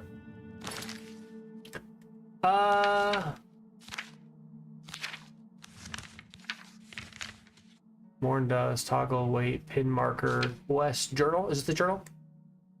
This must be the journal. The quests book. Tutorial completed quest. To bring up your journal, press. Yeah, I did that. In your journal, you can see your character's attributes, equipment options. So is this whole thing my journal? Is that what they're saying? I think that's right. I think so, yeah. But you can kind of see here, right? Like, I start off with 50 intelligence and everything else is lower besides luck. I think every class in the game starts with 50 luck, though. And then everything else is kind of randomly mixed around.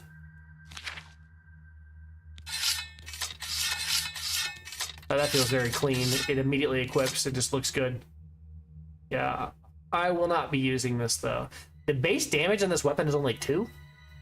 The weight is 18. I guess I don't really know what the litmus for comparison is. It's been such a long time.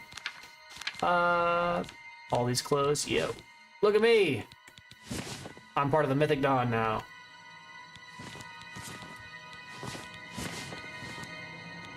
Put on my sandals and my shirt. I'll be a prisoner until we get out of here, and then I'll figure out what I'm gonna do. Oh yeah, and so like most Bethesda games like this, you eat the food and you can learn the effects of it, or at least the first one. This one already has damage fatigue, which it's weird that I already know that. I thought you had to taste it to get that. It's been a long time. The torch. I like how the rest of the body doesn't move. It's just the hand, the arm. It looks weird. Kind of cool though. All right, but we're not gonna equip any of that. I just want to see if I can equip the magic. Oh.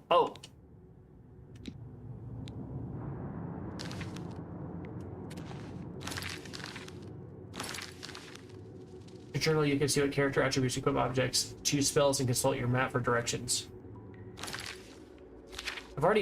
It says equip, right? With A. I see it down on the bottom, but I don't know how to get to it. The fire. It's not select. Oh, we got a quick access menu. That's cool. That's block. Oh, right! Right bumper cast spells in this game. I forgot. So, does that mean I have to equip it on both sides?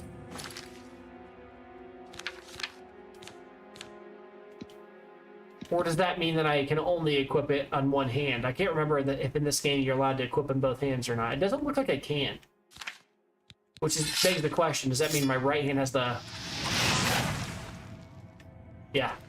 So this is one of the reasons why I remember being younger and thinking that being a Dunmer made a lot of sense, because you could use fire in one hand, weapon in the other. I don't know if you can dual cast in this game. It's been such a long time.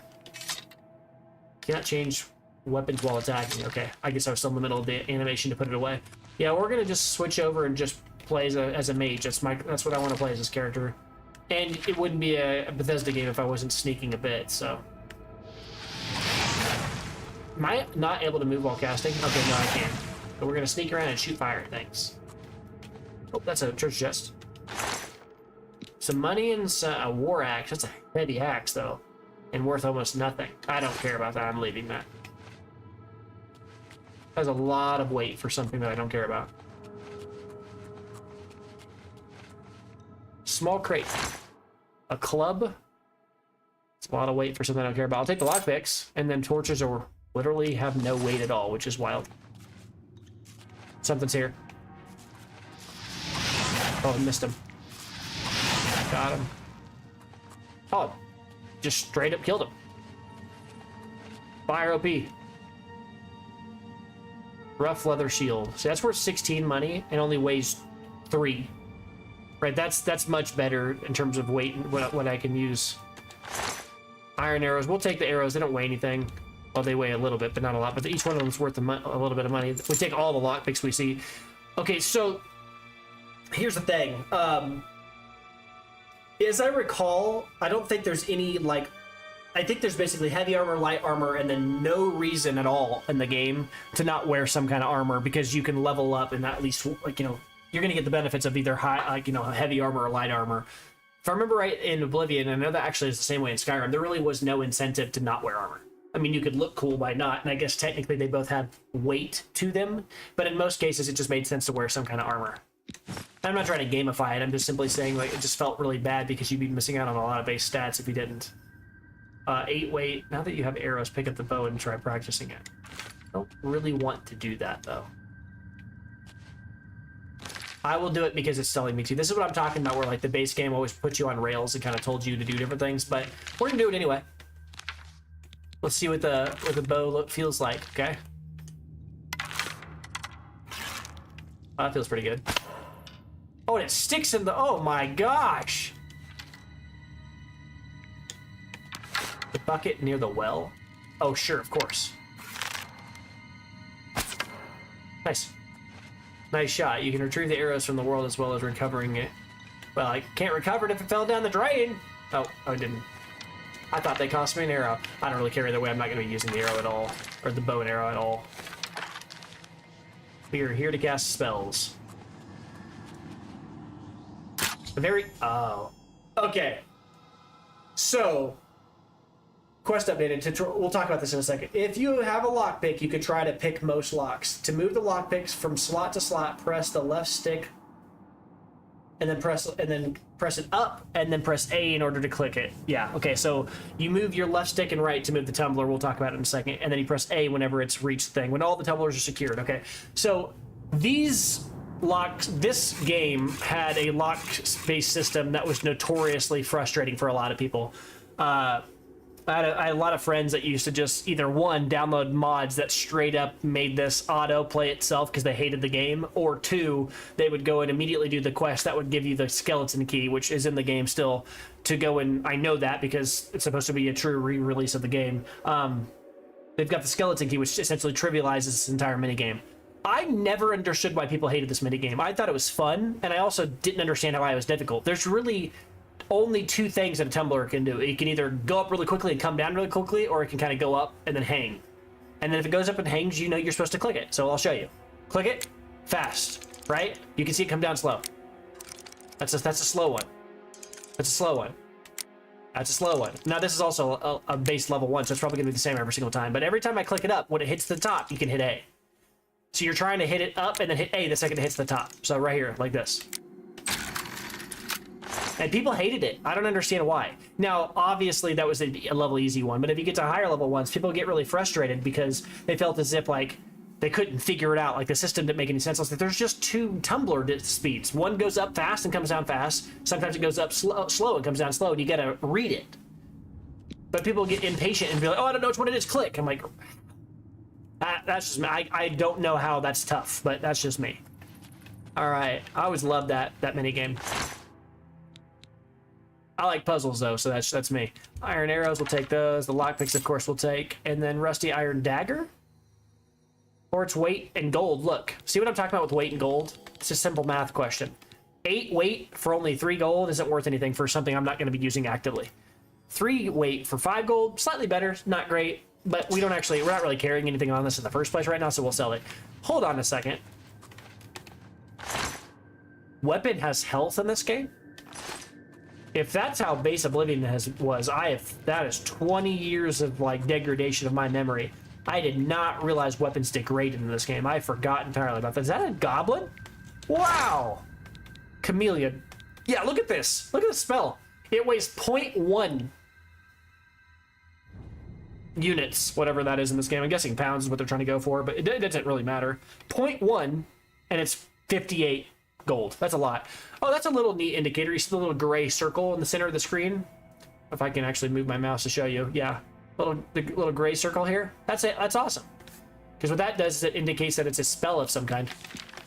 Iron key, that'll be what probably gets us out of this room, and then the lockpicks will take. Look at this, 0.5 for 37 gold. Absolutely worth it. You leave the weapons, other junk. Maybe later, I was actually playing that kind of class, but I'm not doing that. Door to the Imperial substructure. Very easy. So we can break this lock, or we can just use the key that he gave us. You open the door with the iron key. That's why it pays to look at the bodies. All right, now that we've kind of gotten through a little bit of this, I'm going to look at my stream real quickly, and I'm going to check and see if where my camera is advantageous to the viewer. I think it's probably better to be over here. And the reason I think that is because now you can actually see what magic spells I have equipped in the bottom right corner. Yeah, I think this is better. We'll play with it a little bit more if needed, but I think this is probably the best spot for it, so we're going to stick with this for now. 1 second here.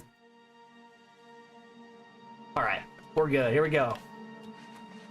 We are still sneaking and sneaking. And I see the eye. You can see that eye change. Look at that. The eye in the center. The little eye changing. And it's a sneak increase to level 8. Man, I've already gained 3 levels in that. Forgot how easy it was to level sneak in this game. My gosh. But something's out there that hears us. Is that a creature over there? A spider or something like that over there? I thought there were spiders in this game. I thought that was like a Skyrim thing. This game has rats and skeletons, and the skeletons in this game are well known for being crazy. Oh, see, there's the rat. Hey, a sneak spell? I don't think you can sneak spell in this game. I don't think sneaking is applied to your spells in this game. Arrows, we take those. Locks, we take those. Or lockpicks, I mean. See, 30 weight for 40 gold. I mean, it's 40 gold, but it's 30 weight. Well, here's your heavy armor. If you were a heavy armor player, you'd pick this stuff up. For sure. I'll take the torches, because they weigh nothing. The money here. And I'll take... Yeah, I'm not taking any of the rest of this. It's all pretty jank. Nothing we care about right now. If I was using heavy armor, I would absolutely load up right there, because that, again, is the kind of the tutorial purpose of that thing in general. I guarantee you have something. It is not until we get out in the wide open world that we... Oh, oops. I think I see a zombie.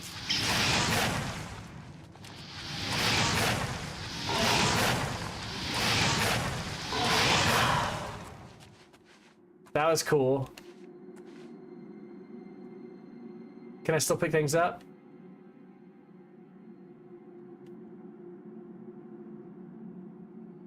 Yeah, you can. It's still janky a bit, but yeah, mortified flesh. I don't need to take the skull or the bones. I'm good on all that. Oh, there's another. Man, there's a lot of creatures down in here. Boom! Headshot. Probably not a real headshot. I was just having fun. All right. So, dude, that was a lot of creatures right then. I forgot that this little hallway had that many things coming at you. That was 5 enemies instantly, like all at once. Look at that. This looks so good. My gosh. Look at the colors and the texture and stuff. I mean, it's not perfect. It's not real life, but it's way better. It's crazy. Look at the light filtering. It's so pretty. There's a very similar looking scene in Skyrim where you're walking through the very first, like, escape area after Alduin destroys Helgen, and you have to walk out through the basement area. You have to make that choice between the Stormcloaks or the Imperials, and then there's a part where there's like a broken well. There's a rock that falls, and it kind of splits you apart from the guy that you're with. And then you look up, and you can see this cascading light that's coming down, and this is exactly almost the same thing. There's a pretty good job of like showing the lights and how cool things look. It's very atmospheric. I like it a lot. Yeah, this is just look in general. This just looks so. I'm impressed. Like when you get really close, you know, you lose a little bit of the noise maps, and you can kind of see that what it is. But the colors in general, like that looks so good. Highly impressed. All right, let's see what's down here. I see a creature. I see a rat right there. I think we're gonna shoot. It's way out there, but I think I see it. Yep. Got him. Got him. Sit down, son. All right. I don't think I see anything else in the room, though.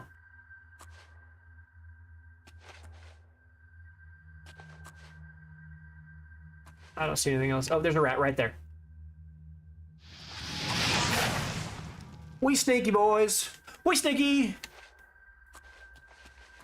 All right, we'll take the lockpicks. We'll take all these potions, sorcery potions.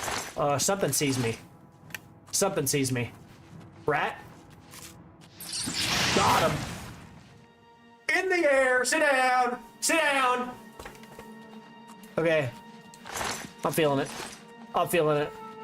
I'm feeling it in my bones. We're back. It's been a few years, but I might have cast a red spell or once or twice in my life. That's a magic term. I might have cast a lightning bolt once or twice in my life. All right. It's so pretty. Ah, I love it. I like the map markers at the top. Looks clean and easy to follow too. It's good. Means nothing underground, but it is good looking. Something in here. Something sees me or knows that there's something in this room. I see it right there behind the wall. Right there. Oh, I moved my mouse or my controller a little bit. There's two things there. We're gonna try to hit the other one. I'm gonna move over slightly. Right there. Oh, I hit the column. Am I gonna get in that time? Oh, got them both. We're killing them all. Look at me running around like a... Look at me. Yeah. Quick. Man, I'm moving faster like this than some people do just walking normal. He's an athlete. Look at him go. All right. Is that an apple? Oh, there's food. All the random food. This is a rusty iron helmet. Yeah, we don't care about that. Shield we don't care about. That's worth 20 gold, but weight-wise, what is it? 12? No, I'm good. Random bones and nonsense. Dead body stuff. A giant warhammer. I was playing a Nord or perhaps an orc. Probably an orc, honestly. I'd be very excited to see that. The chest. Some money. Crap war axe I don't care about. Yep. Something's here. Something sees me. Upstairs. What is that? Right here? Rat? Oh, I tapped my button a little too fast. Oh, I missed twice. Ooh, out of the air. That wasn't as impressive this time.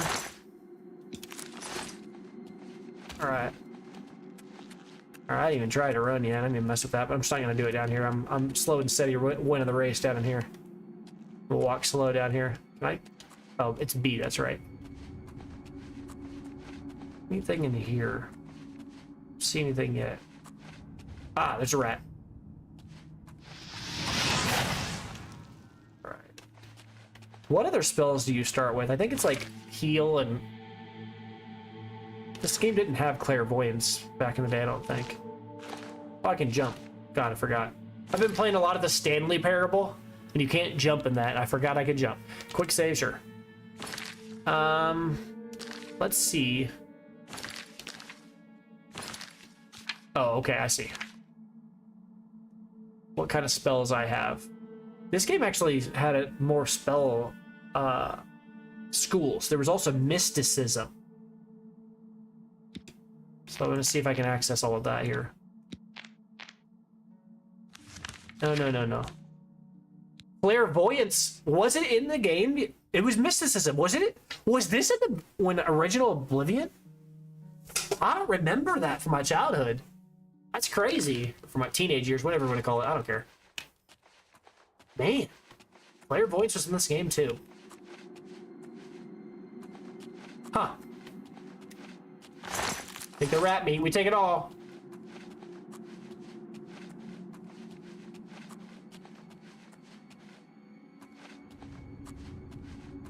Okay. Oh, hey, do you see that on the up on the little thing? There's like 50 foot. Oh, I think they're saying I'm 50 feet away from the objective in front of me. That's interesting. Not really my speed. I don't really like being told where objectives are in general in games. It's a very new agey, hold your hand kind of thing. That's not my cup of tea. But it's cool. They're just exploring new design space with the game and trying new things. I just don't like being told where I'm supposed to be or what I'm supposed to. I don't like that in games at all.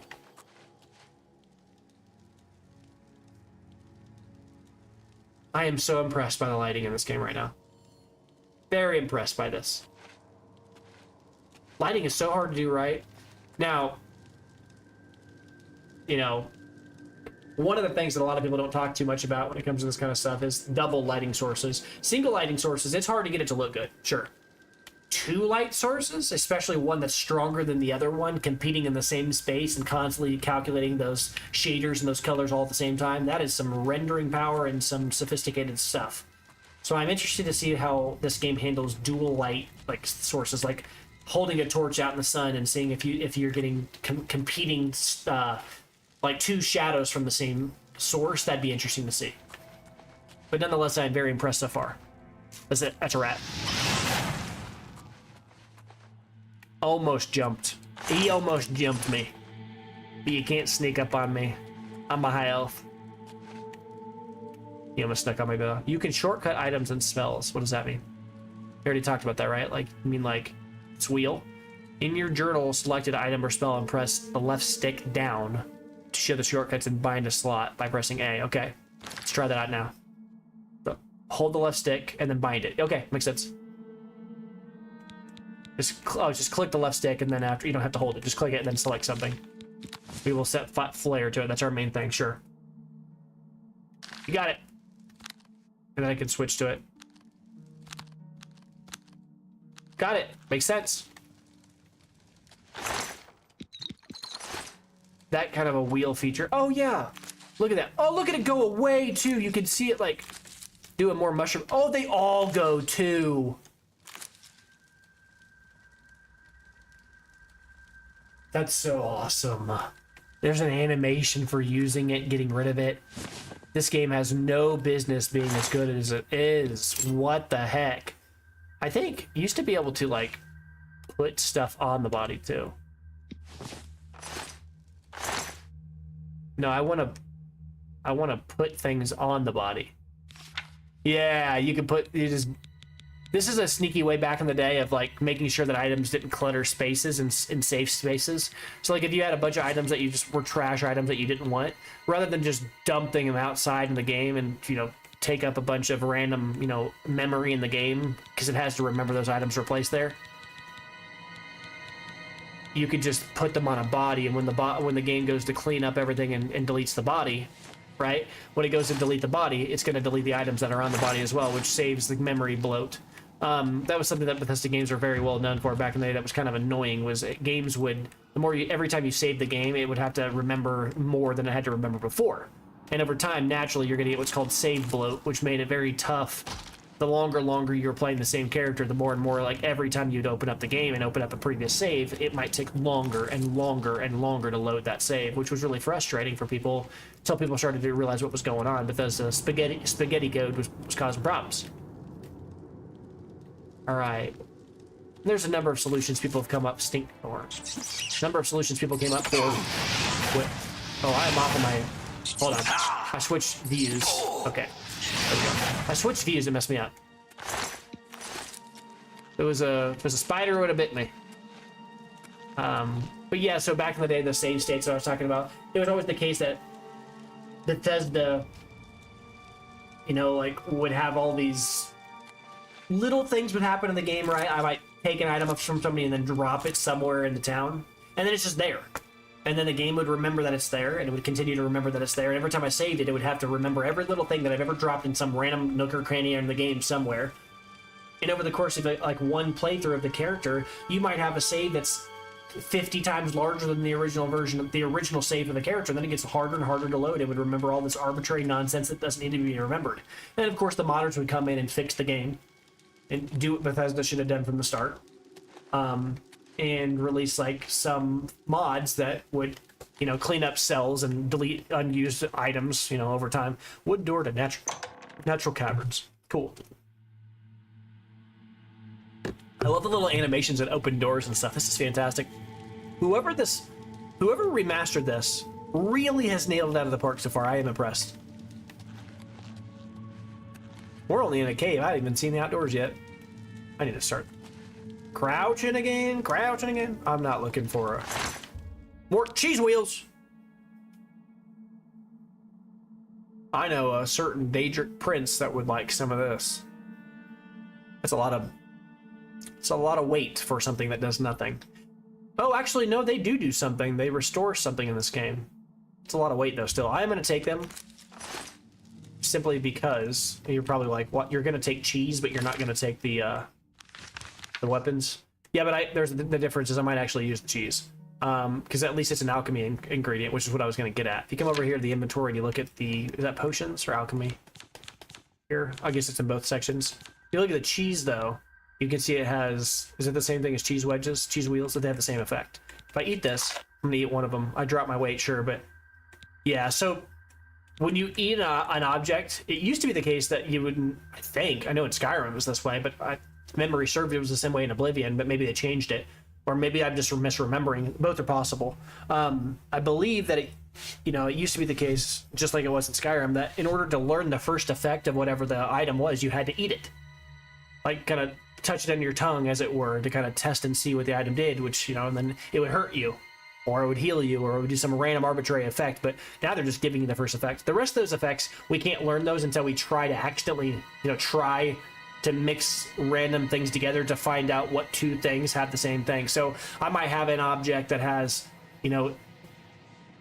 modify your mysticism, or make your mysticism spells more efficient, and then I have another object that by chance has that as one of its unknown effects as well. And if I mix those two objects together, it's going to make a potion that has that ability on it, and then I'm going to learn that feature, that effect for those two ingredients, because those two ingredients together made that thing, which means both the ingredients had it. A single ingredient with a single special ability can't create that potion.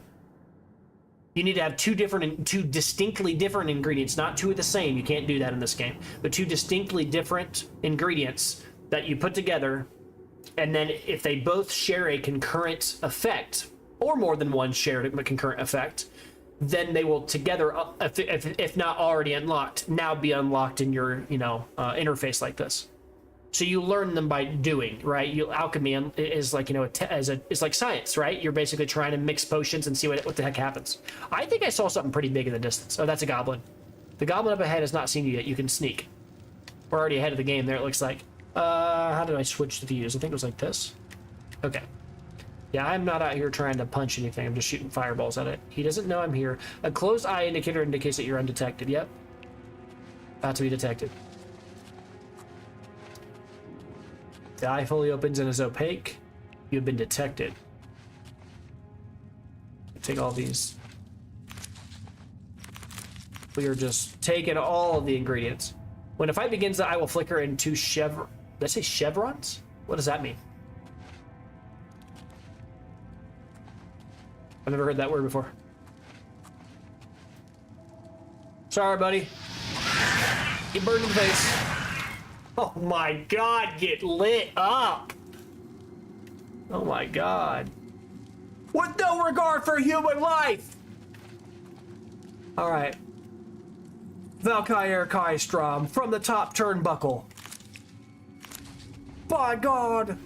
Oh, mortars and pestles! Oh, I forgot all about that in this game. You need that to do alchemy in this game.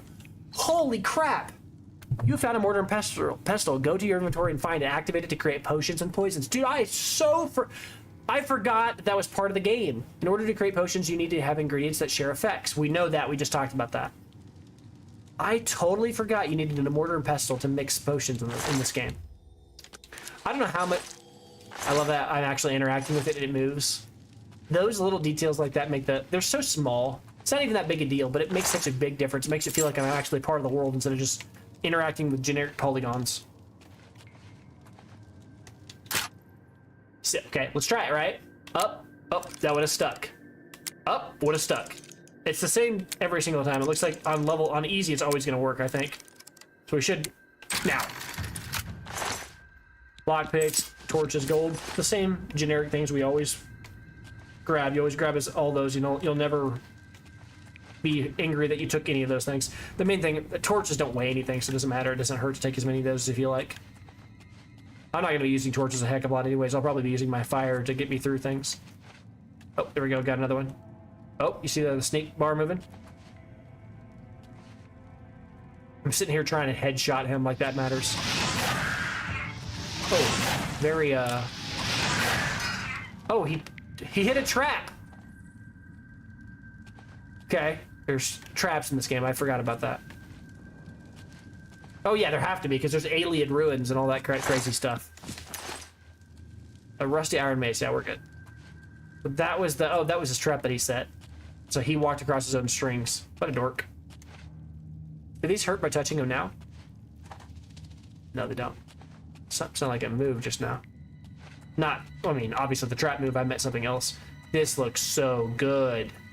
I mean, it looks like poop. But it looks so good, detail-wise. You can see the raindrops hitting it, like, adding to, like, making it look like it's effectively currently being made. This looks cool as heck, man. Well done. Whoever did this, well done. Give me those bones! Yeah! Phew! Boop. Oh, that didn't work out the way I was hoping it would. I don't think there's anything up here. That's one of the things I loved about these games back in the day too, is how hand-placed everything was. There's a lot of random little things. Like, this game had procedurally generated, like, caves. Well, not procedurally generated, I'm sorry. They were generated once, and then after they were generated, radiantly generated, or however you want to say that, then after that, then somebody came in, a bunch of designers, after they were randomly tunneled and created by a random, you know, generator, then they went in and manually placed things and added things to them over time. I really loved this game's, like, caves. That was the most fun thing in the world, to find some random cave and just spend an entire afternoon, you know, 3 hours of your afternoon just looking through a cave. Hundreds of caves in the game. My gosh, this game. Probably gonna do all that again. All right. Go over here and see what's going on. What is this? Oh, very easy chest. Like I said before, it should succeed every single time on very easy chests. They're nothing. Shouldn't be any difficulty at all here, and it's just gonna give you all of the lock picks you'll ever need in your entire life during the tutorial. If you're any good at the lock picking in this game, you can pretty much never need another lock pick ever again. Tutorial gives you all you'll need, probably, honestly. Apples. I'll take them. Keep the doctor away. Alright, so... Oh, yeah, okay. So I should be able to interact with this. It's gonna be a trap. Can I kick it? Push logs? Oh, you can interact. I kind of expected that to hurt him. I caught both those in the face. I didn't take almost any damage from that. He hit me with 2 arrows, and I just...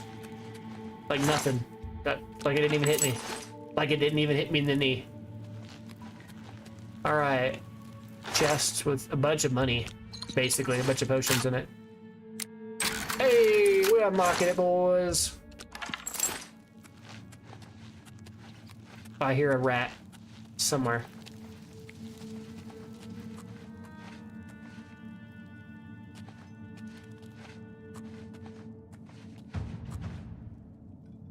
Oh, that level up sounded like some creature. Ooh.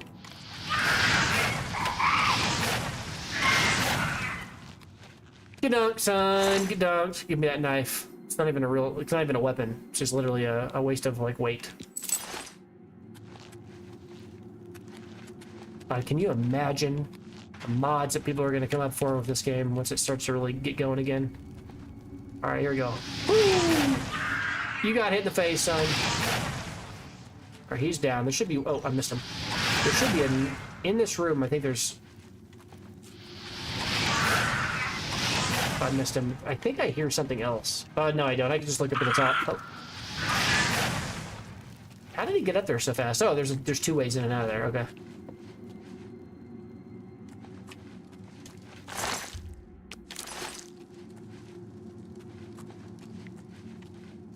You know, one of my favorite things about this game is the amount of secrets that were in this game from my childhood. Some of them I'm going to remember, and some of them I won't. That'll be really cool to see. And anybody that's watching this will probably laugh and be like, "How did you know that was there?" I'm like, when you play a game a lot when you're a little kid, you know, you remember all kinds of stupid stuff about it that you shouldn't remember. Oh, shaman of some kind. Holy crap! I'm missing.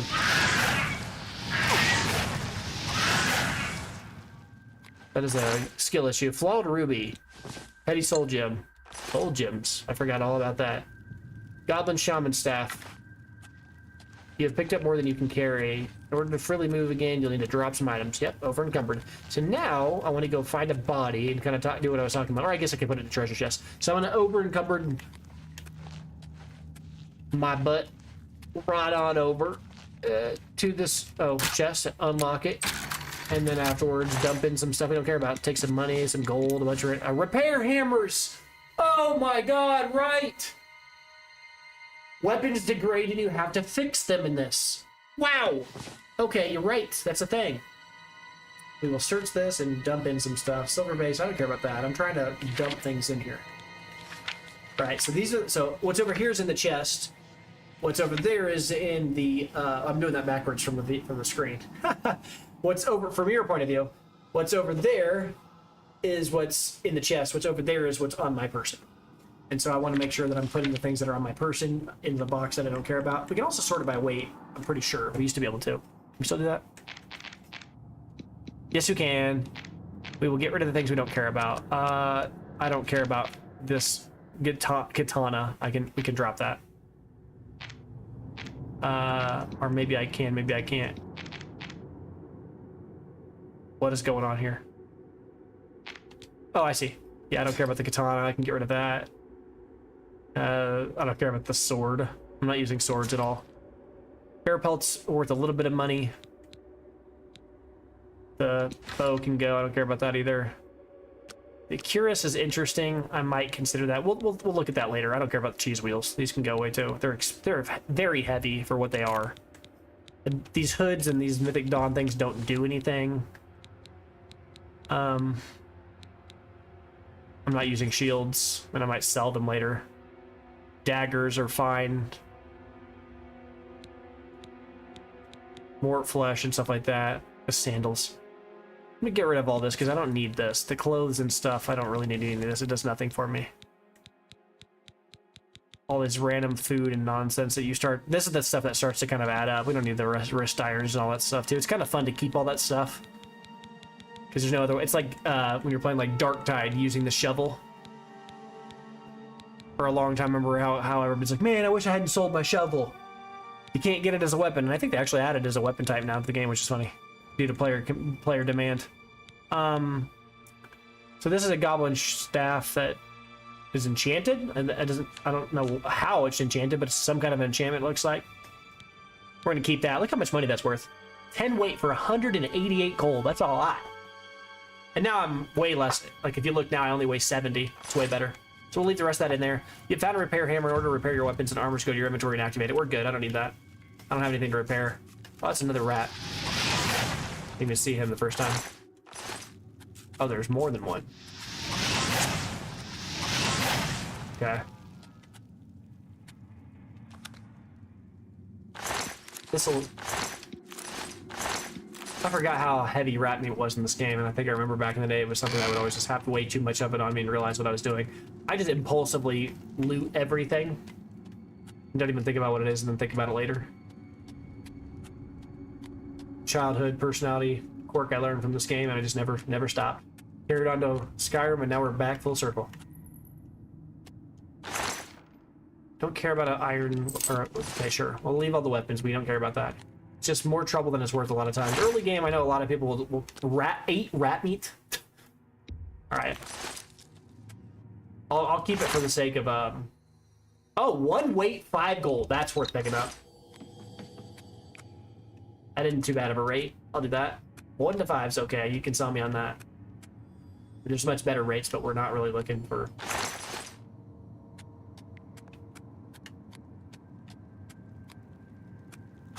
What am I missing here? I know there's a way out of this room. Is there a tunnel down here or something, probably?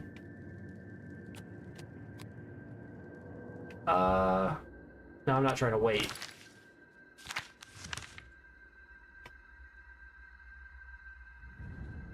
This can't be the only map. There's gotta be another map. Maybe there's not. Maybe I just gotta find my way out of here. Oh, there we go. That's where I'm supposed to go. This is the way that, yeah, because I came in over there. I just thought the door was over there from memory, but I guess I forgot. All right, on to the next area. Let's see what we get. I need to squat. I need to sneak. Nothing up here. This is just the end of the area. Little sneaky chest. Last second. See if you notice. See if you look around. Get rewarded for looking. To Imperial what? Into the Imperial what? I can see it on my screen. Imperial subterrane. Okay. It's a little delayed over there, so I caught it over on my other screen. Oh, we're gonna pop out back with the crew, I think, here.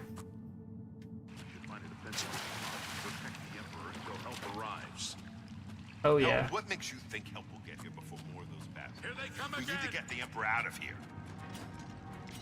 Here comes this random golden man in underwear.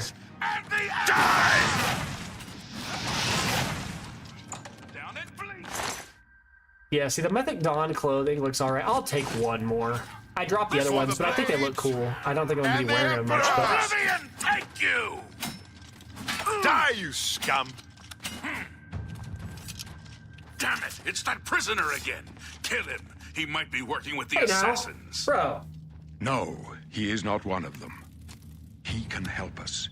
He must help us. As you wish, sire. They cannot understand why I trust you. They've not seen what I've seen. How can I explain? Listen, you know the Nine, how they guide our fates with an invisible hand. I don't know. I don't think about it. I'm not good in terms of the gods. The 9 gods. The 9 guide and protect us. I don't think that's accurate, right? How early in the lore, or the story, did the Altmer hate Talos, the 9th divine, that was eventually, like, kind of attempted to be destroyed in terms of its pantheon, worship in Skyrim? I believe that from the very beginning, the Altmer hated Talos because they detested the idea of a mortal that was not one of the elf races being exalted to the level of a god, because in their mind, the Altmer believed that that was literally stating that even a single human was above any one of their race, and they did not accept that. And that's why they tried so hard to exterminate the worship of Talos, because they could not accept a non elf being exalted to that level. So I don't think the 9 guide and protect us makes any sense for an Altmer to say. I'm not on good terms with the gods, and I don't think about it. We'll say I've that. served the Nine all my days, and I chart my course by the cycles of the heavens. The skies are marked with numberless sparks, each a fire, and every one a sign. I know these stars well, and I wonder, which sign marked your birth? This is when we get to choose our star sign. From memory, the vanilla one to pick is probably Mage based on my class, but there's also one called Atranak, I believe, as well, which was like a really go for broke, interesting anti-spellcaster build, right? Where like you basically just don't regen mana, but you do steal mana from people around you that have mana. So it's a very like all-in kind of like anti-mage build. Very interesting style of play. The Mage, yeah. So you start the game with 50 magic points. Man, my memory from 20 years ago still there. Is the Atranak still what I think it was? What I said it was? The Atranak? Fortify your magic by 150. Yeah, you start with an additional 150 magic, unlike here where you only start with a flat 50 more. Right? Because like the Mage is like the vanilla base. Like these are your vanilla classes, right? You got the Warrior. Increases your endurance and strength by 10. Vanilla. It's your classic Warrior build. Magic. If you're a Mage, an extra 50 magic. That's kind of the go-to if I just want to play a generic Mage. And if I want to play as like a thief or like a classic ranger, think of it as like a Legolas style build, right? Then I'm going to pick this because I'm going to have higher agility, higher fortified speed, and higher luck. It's actually 3 stats that are higher, which is crazy. Sleep. This is really strong. Higher luck? I don't know what all luck determines in this game, but higher agility, like that's 3 stats being increased. I mean, just base value. This is just a higher value for your pick. I'm not trying to pick. It's not like there's a meta. You're just playing the game, but like that's kind of crazy. This is nuts. I remember the steed. Plus 20 points to your speed. Yeah, sure. This gives you plus 10 points to your speed as well, but like 20 points to speed. That's crazy.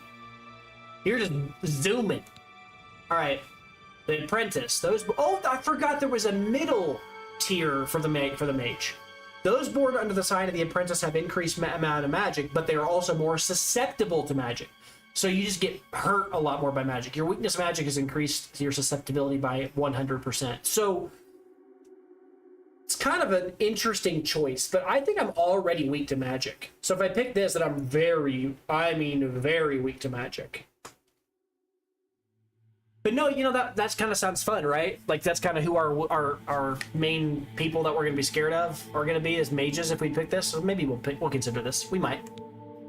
Those born under this shadow sign become invisible. Moon shadow once per day can turn entirely invisible. This is a very role-play pick, and the problem I have with these kind of picks is that a lot of times you forget you have them.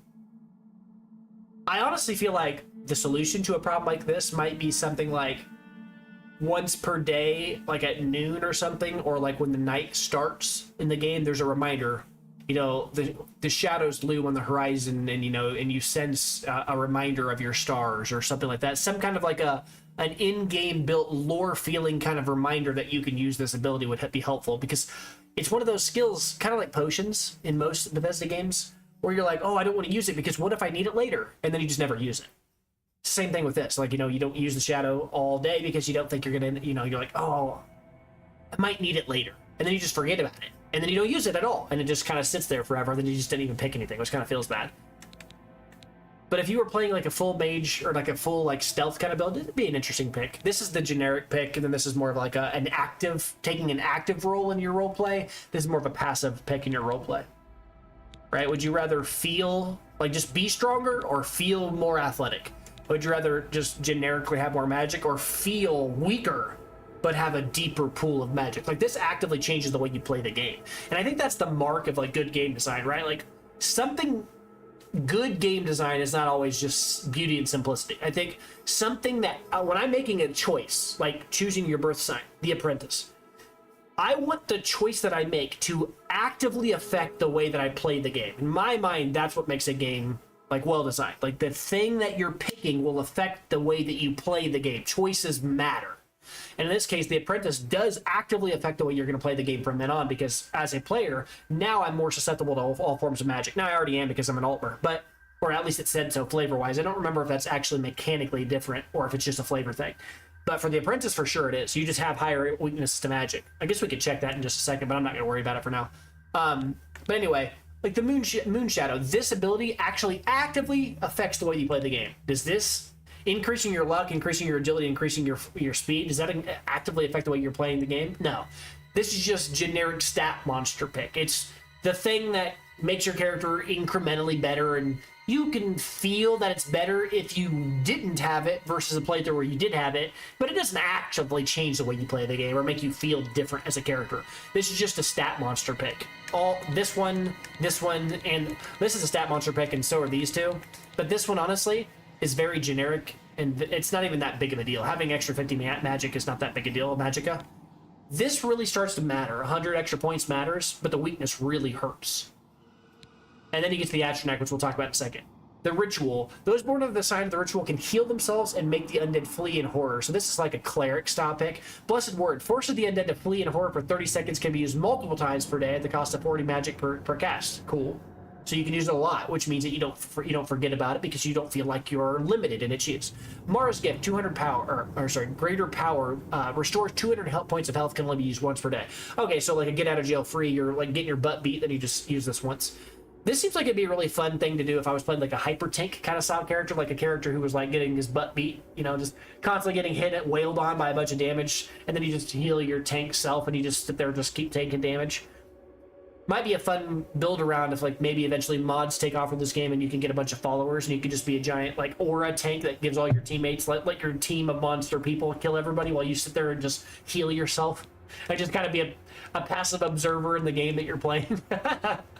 All right, the tower. Those born under the sign of the tower can magically unlock doors and reflect damage from their attackers. Unlock doors and reflect damage. Okay. Tower key. Open locks of average difficulty can be used once per day. Not a fan. I don't like this one for a few reasons. One, because unlocking doors is not that hard at all. There's nothing challenging about that mini game. People that say so are crazy. Second, or they're just never taking the time to recognize the pattern or what's happening. The other one is the fact that it tops out on average. So when I need it most, when I get to like expert master key, like unlocks, it does nothing. I'm just not a fan. Never was a fan. Tower Warden, greater power, reflects 5% of all incoming damage for 120 seconds, can be used once per day. That's not bad. This would be a really good ability if like you were playing an arena style playthrough, right? You were going to the arena every day and you were like fighting one guy in the arena every day. If you were, you know, if you spaced it out that much, most people just go to the arena and just burn through it in 3 days of gameplay. But the Tower Warden having reflection of damage could matter.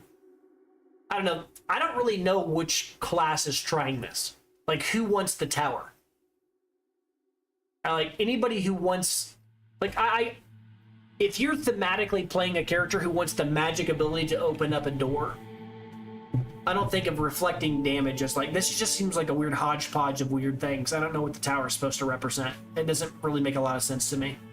The Atronach is one of my favorite signs. I think I played for it once as a kid. I thought it was neat. Fortifying your magic, yeah. So those born under the sign of the Atronach cannot regenerate magicka. Cannot regenerate magicka. Devastating. But they can absorb any magic that's cast at them. You fortify your magic by 150 points. You have a 50% chance of absorbing any spells that are cast at you. Stunted magicka. Magic regeneration is halted. So you just straight up cannot regenerate magic. But you do have a 50% of absorbing all spells cast at you. This is not for high elves. This is for Bretons. So this is the perfect anti-mage tree or birth sign.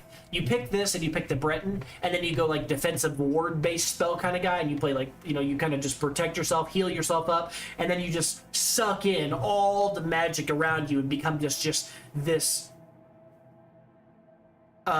monolith of anti-magic in the room. And all these mages are casting spells at you and they're like freaked out because you're just absorbing it all, and then they're losing all their magic and they're spamming stuff at you, and you're just like a battery, like just sucking it up and then turning it into health.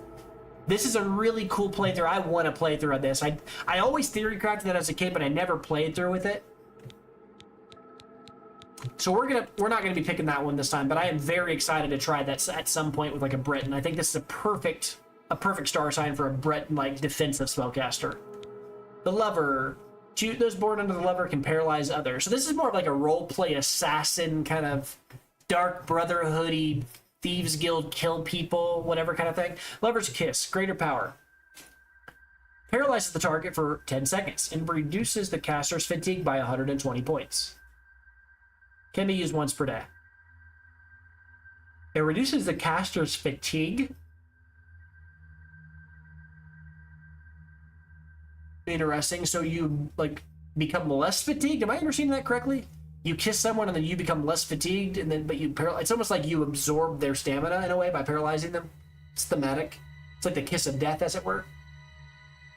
This would be really cool for like a more of a Dark Brotherhood kind of like assassin, true killer, Argonian, sneaky, cutthroaty kind of whatever class, or maybe like a rogue rebel, like imperial girl character who was like sneakily a cut purse or something like that, who went rogue and started killing people or something. The Lord. Those born under the sign of the Lord are more resistant to physical and magic damage. Okay. shield increases your armor rating by 15. So this is just, I don't want to take any damage. Resist magic reduces magic by 15%. This is like perfect for like a super tank kind of character. If I was playing like a well, you could go the Breton route like I said earlier, but like an orc, maybe a red guard, maybe a Nord, and going super defensive tanky kind of style, maybe like heavy armor. This would be pretty decent. And the lady, oh, those born under the sign of the lady benefit from increased willpower and endurance. Okay, so this is more of like another version of the warrior. So strength and endurance versus willpower and endurance.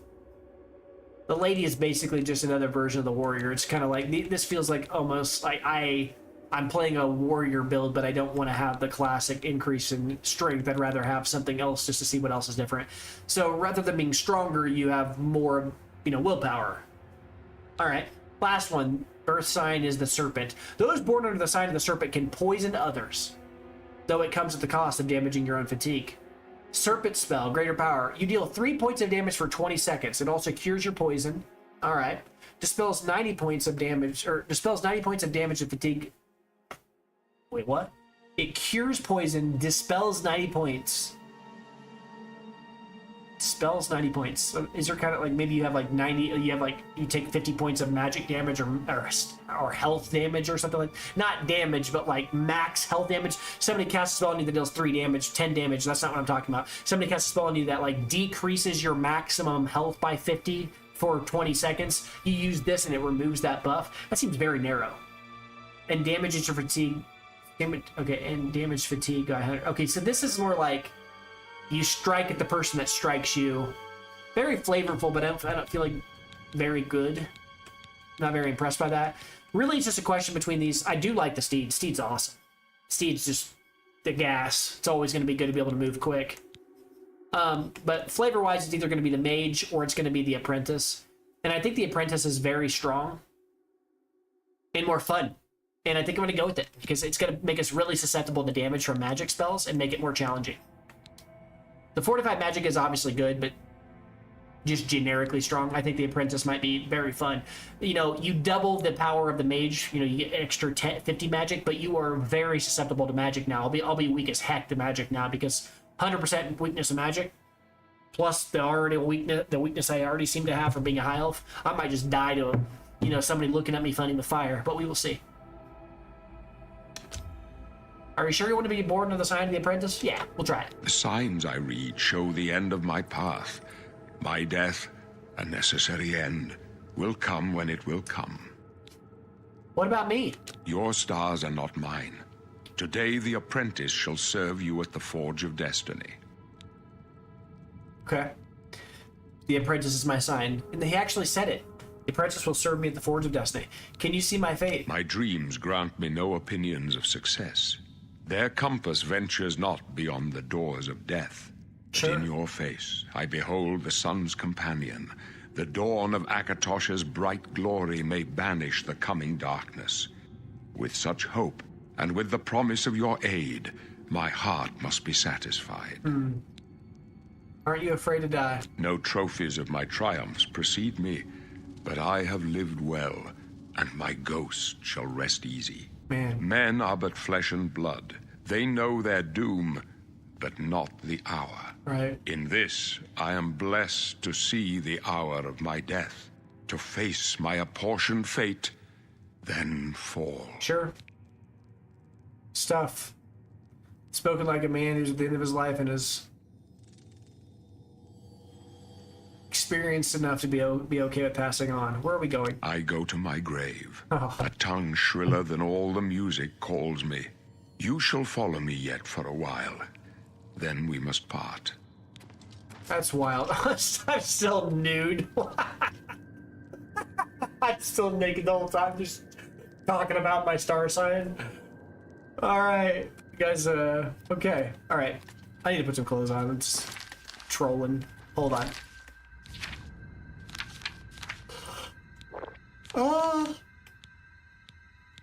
I'm not about to put on Mythic Dawn stuff while...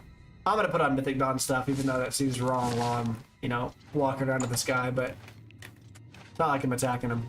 I just want to look like a mage, not like some other random guys. Oh, this is the room where he dies. I know this. I remember this. Oh my god, I thought I was about to fall to the floor. You may as well make yourself useful. Here, carry this torch and stick close. The blades. Oh, the blades, yeah. The people who protect the Emperor and... We're the Emperor's bodyguards. Our job is to get him out of situations like this. Yep. Although I admit, things are not going according to plan.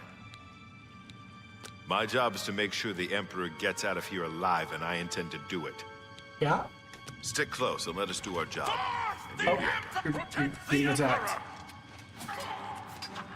I'm not gonna worry about helping. I just want to see what's else in this room. Like, look at this, though. I actually thought, like, the reflection of the water was so good that I literally thought I was falling to the floor for a second. Oh, another chest. Some arrows and lockpicks. I'm not worried about my athletics is increasing still randomly. I'm just walking around. Why can't I jump? Oh, right. Jumping is not A. I gotta remember that. Messing me up. It's Y. Feels very weird that jumping is not just one of the bottom things you can do, but that's probably fine. I don't need to jump nonstop.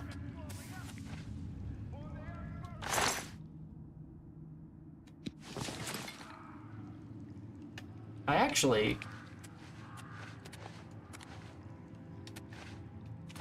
I might at some point change the bindings for some of the things in this, because I'm not sure if I'm really a big fan of my... I feel like X should be search, not A. I feel like A should be jump.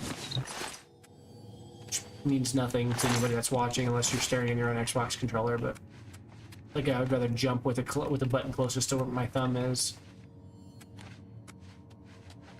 Can I change any of that right now? System. Yep, I think I can do it right here. Gameplay, sound, graphics interface, keyboards and mouse. Controls right here, right? Controller? Yeah. So I think I want to do... I'll mess with this in a bit. I'm not going to mess with it now, but I am going to change all that later. Run being on left stick's push is good.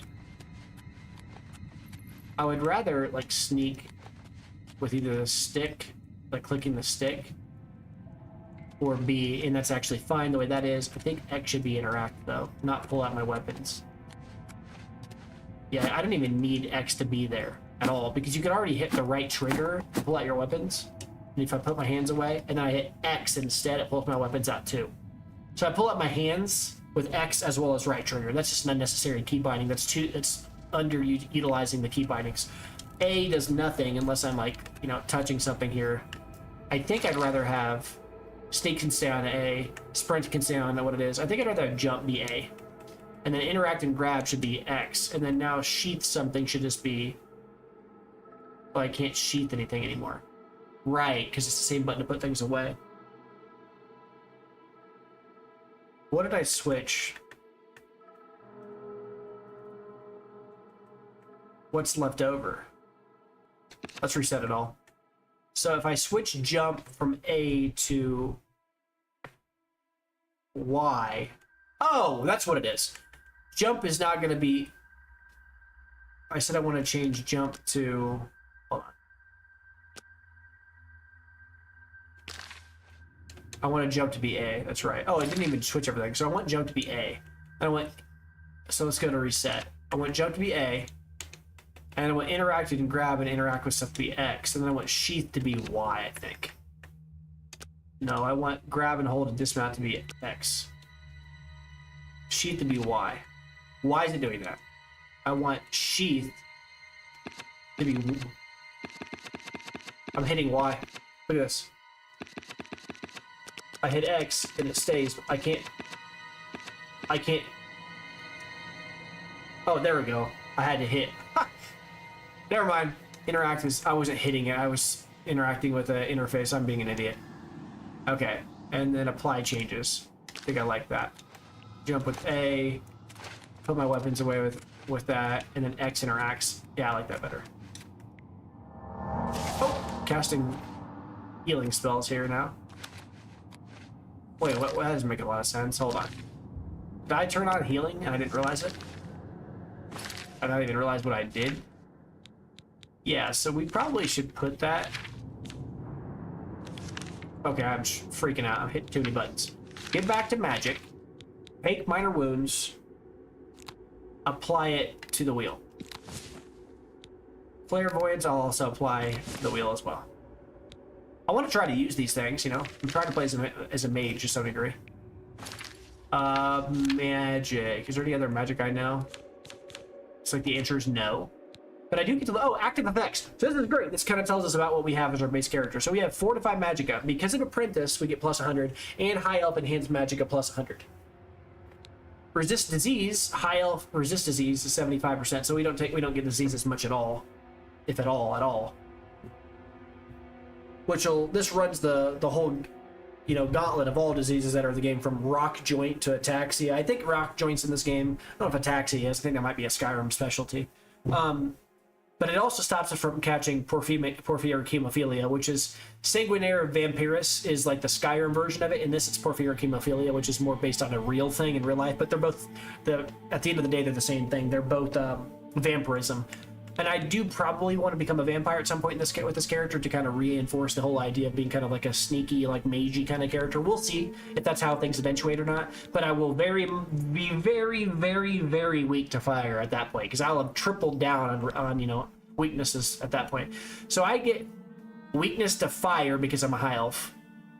See, as dark elves, they're protected from fire, right? Because they're near Red Mountain. They're a burned version of the high elves, essentially. Weakness to frost as well as a weakness to shock. So I'm just weaker to all the elements. And then I have a straight up plus or 100% weakness to magic because of my my apprentice birth sign. So I am going to be very weak to magic. So we are going to probably have to do something about that at some point. But for now, it's going to be fun. All right, I can put my dukes away. I don't need to have my weapons or my hands out pretty much ever. Just cast spells from my hand. Okay, here we go. Assassin. We'll check this out. Search it with X like we were supposed to. Take it all. See what you got. Just a bunch of hoods again. Weak potion of sorcery. I don't think we need to take all these mythic dawn clothing. I'll probably stop doing that. Alright. We're going to the next room, folks. We're going to the next room. Oh, here's the drink. I'll grab something to drink real quick. Hold up. I don't like this. Hold up. Let me take a look. I don't like this, he says. Alright. Oh, he's walking down there. Looks clear. Come on. We're almost He about to get us killed. Looks clear. That's not the most foreboding thing ever. I recognize this room from my childhood for absolute certain. This is where the Emperor dies, by that door, because they're going to run a trap on him. I remember this. I don't remember what else is in this room, though. There might be, like, some treasures. from the other side. Bar from the inside. Yep, it's a trap. Yep, I remember this room from my childhood. Worth a try. Let's go. You ain't getting through that. That's where I gotta go. This is where he dies, in there. That door. Trap you in here. You can't go anywhere. What was this? Oh, needs a key, sure. This is where he dies. We get trapped in this room with a bunch of dudes. I remember this. It's a dead end. Yep. What's your This is calls? where he dies, right here. They're behind us. Wait here, sire. Wait here with the Emperor. Guard him with your life. Oh, blip for the Emperor! Die, the dragon fires! Die! Oh, really quickly, I am gonna switch.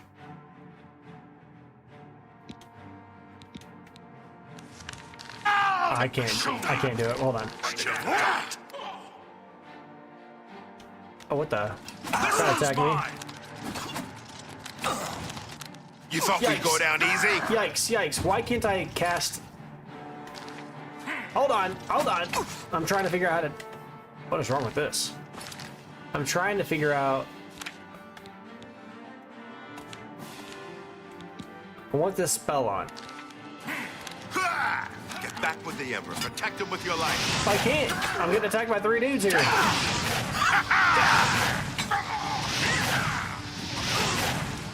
him down. If They're you wanna beating help, me up. Get back and protect the Emperor.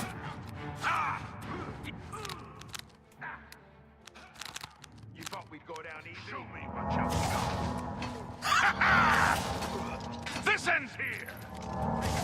I can go no further. You alone must stand against the Prince of Destruction and his mortal servants. He must not have the Amulet of Kings. Okay. Take the amulet, give it to Joffrey. He alone knows where to find my last son. Okay. Find him and close shut the jaws of oblivion. Oh my gosh. I remember that line for sure. Stranger, you chose a bad day to take up with the calls of the Die, Satan. you scum! You thought we'd go down easy? No. Talos, save us. We failed. I failed. The Blades are sworn to protect the Emperor. Now he and all his heirs are dead. The amulet. Where's the Amulet of Kings? It wasn't on the Emperor's body. Emperor gave it to me. Strange. He saw something in you. Trusted you. They say it's the dragon blood that flows through the veins of every septim. They see more than lesser men. The Amulet of Kings is a sacred symbol of the Empire. Most people think of the red dragon crown, but that's just jewelry. The amulet has power. Only a true heir of the blood can wear it, they say. He must have given it to you for a reason. Did he say why? Joffrey. That's why. Joffrey? He said that? Why? Oh, there is another heir. Nothing I ever heard about. But Joffrey would be the one to know. He's the Grand Master of my order. Although you may not think so to meet him, he lives quietly as a monk at Waynon Priory, near the city of Coral. How do I get there? North and west. First, you need to get out of here. Through that door must be the entrance to the sewers, past the locked gate. That's where we were heading. It's a secret way out of the Imperial City. Or it was supposed to be secret. Here, you'll need this key for the last door into the sewers. Sure. There are rats and goblins down there. But from what I've seen of you, I'm guessing you're an experienced bard. Am I right? Oh, right. There's like a class too. Wow. I forgot all about that. Okay. Quest completed. You must now choose your class. The major skills of your class will start higher than the others and will be easier to increase. Right. So this dictates your background. Okay. So your favorite attributes are speed and agility. Do I want to be a stealth character? Oh, he thinks that I'm that because I've been leveling my stealth by just walking around stealthily. Do I want to be like a speed and intelligence and agility and willpower, personality and endurance? Personality and intelligence? No. I'm a caster. I'm a caster. Intelligence and endurance. Intelligence is a willpower. Strength and intelligence is not the case. Personality to willpower, meh. Mage or sorcerer? Probably a mage. Intelligence and willpower. Intelligence and endurance? What all does endurance, I'll probably just go mage. I think willpower is probably fine. Oh, yeah. Look at that. So you can see the big difference between these two. There's only one difference, which is illusion versus heavy armor. We are not wearing heavy armor. 100%. We're a mage.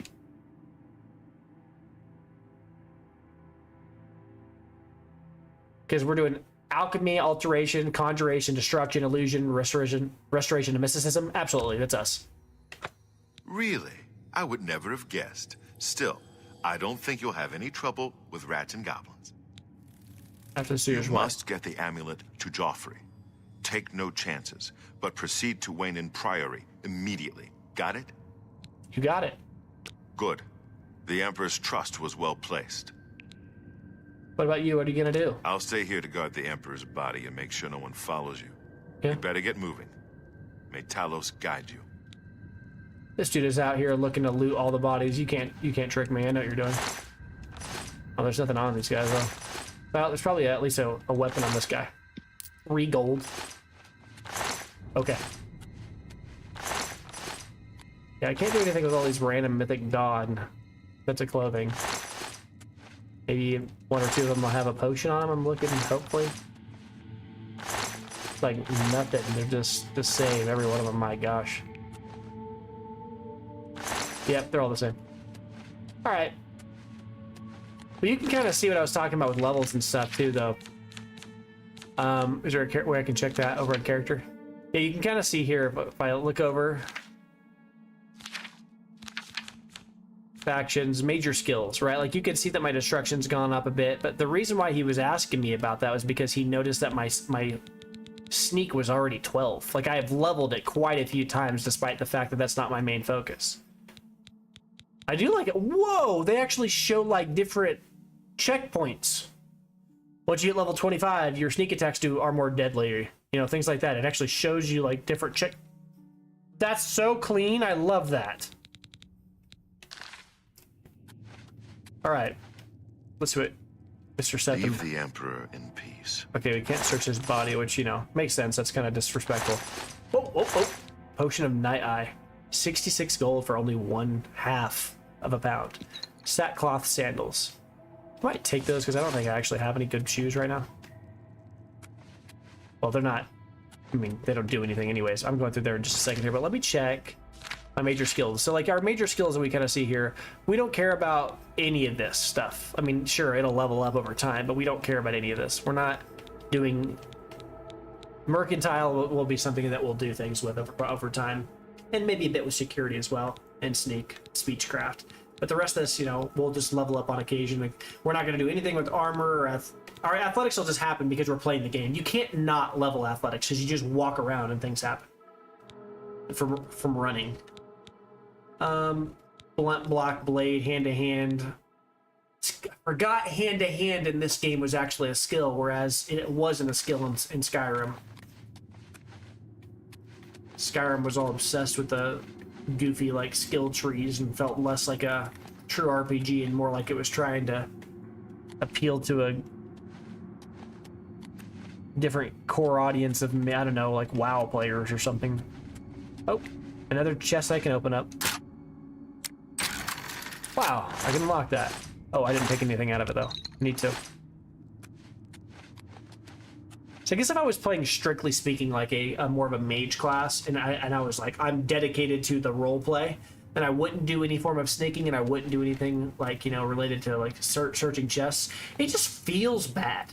Like from a design perspective, like I enjoy looting. Everybody does. And if I see a treasure chest and I can't do anything with it, it's like, well, that sucks. Now, in games like Skyrim, with the mods that were made out there, there were mods that were made. Like, you should, in a game like this, you would expect, have ways of meaningfully interacting with that. Like, if one of the main ways for you to gain extra resources and gain value, you know, you beat an entire dungeon, it would feel very bad if I'm playing a warrior and I get to the very end of the dungeon and I can't get any of the loot from the treasure chest because it's arbitrarily locked. Same way as a mage. What do? I guess I just can't use, like, you know, lockpicks. So I allow myself to play with lockpicks no matter what class I'm playing as. Just like sneak. I mean, anybody could, like, slowly over time learn how to be quieter. Of course, archers and, like, the thieves and, you know, more of that style are going to be a lot better at it from the offset. But, you know, spells, though, that's different. Like, a warrior's not going to use spells. But everybody can foreseeably learn how to, like, be quiet and be sneaky. Be discreet. However, there is one argument, though, to be made about, like, mods, right? Eventually, with mods, one of the things I loved about Skyrim, and something that I'm sure that at some point they'll probably make for this game, if this game really goes off the rails and really does become a true modding paradise like the other two games were before it, the Skyrim and Oblivion proper, or original. If they do add some of those mods, there's a few things I loved, like, mod-wise for Skyrim. One was that there was a lock overhaul mod. And I'm not talking about one of those mods that just trivializes the game and just removes it because you're bad at a simple minigame and you have to make up for it by using a mod that kind of, you know, removes the minigame. I'm talking about a mod that makes it so that you don't have to engage in it, so, like, with specific classes, right? So in Skyrim, rather than actually having to, like, use the lockpick minigame, if you wanted to, you could download a mod that allowed you to, like, physically overpower the box, right? So you could take, like, a blunt weapon and beat the crap out of the thing until eventually the box broke open. And when you'd open it, part of the items that were in there that you were taking would be broken. Right? So you would still be able to get into the box, but it might have lost 50% of its value because you had to break into it with the warrior, big, you know, small brain, big warrior, big muscles you were. Right, which I think thematically makes sense. You don't get as much of the value, but you could still break in that sucker and get the pretty silver cup and sell it later for a loss on what it was worth before you damaged it. But that makes sense. You should be able to break in. As a warrior, I shouldn't be just like, oh, I can't use this loot. If I was a warrior and I saw this box and it was locked, I wouldn't be like, oh, too strong for me. I would break that sucker open. You kidding me? I'd beat the crap out of it with a giant iron hammer or something. Similarly, as a mage, alteration spell. alteration, right? I should just be able to like use alteration and alter the like, you know, the form or the shape of like the lock and destroy it or burn it off, or, you know, literally superheat it so the metal melts. There should be multiple ways you should be able to get into one of those boxes. It shouldn't just be limited to lockpicks. So that's my long-winded justification for why I'm okay with using lockpicks, because they did not incorporate a way for you to do that with the base game, which I thought was like an egregious error and an oversight. Because from a game design perspective, it feels really bad to tell a player, hey, by the way, you worked really hard to get through this entire dungeon, but you're not allowed to participate in the final like loot box. No. That's dumb. I would like very much so to loot. I love the little animations that play that whenever like the little sewer open. That might seem like a small thing, but like I said, that's big to me. Oh, the sewers. Man. This reminds me of like a sewer from my childhood. Not real life. I mean, playing this game from my childhood. There's a sewer in the game. There's like a little hidden trap door in like the commercial district by a hollowed out stump that you find later in the Thieves Guild, I believe.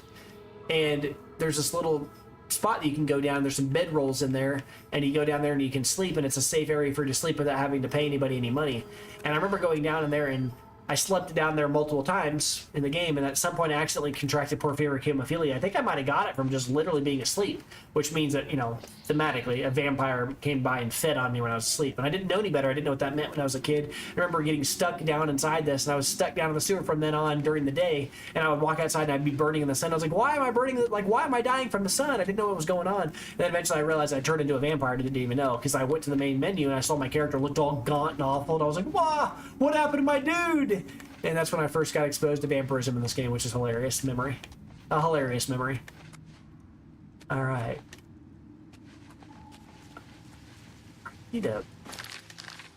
Earlier I was trying to figure out why I couldn't.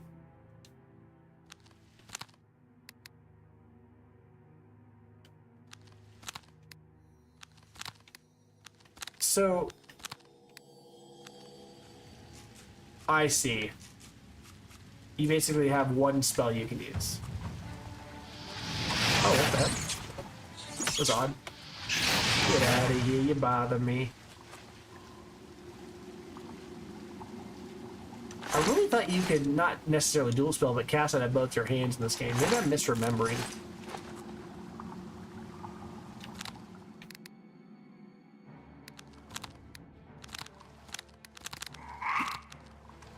Hello. Good God. I knew it was there, I just didn't hear him sneak up because I was in the menus. Really did think you could do that. Maybe I'm misremembering. I must be. Guess so. Activate the gate. This gate is sealed. Well, I mean, doesn't hurt to try. Wait. Are there fish that will attack you down in there? Hello. Get burned. Get burned. Album Berserker, more like dead. Alright. Got him! Got him!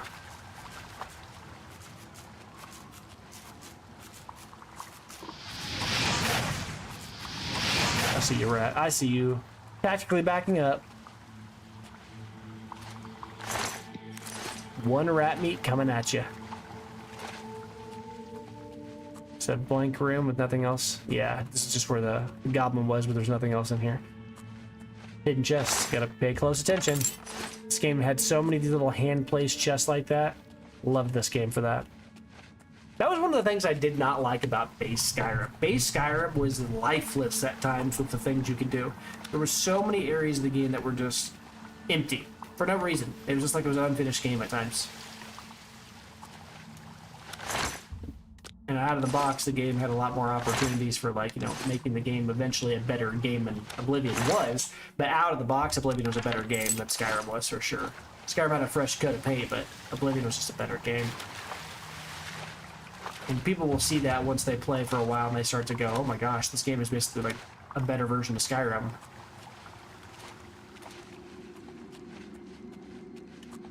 It's crazy to imagine there's a bunch of people that have never played Oblivion in their life, and this is going to be the first time they've ever experienced it.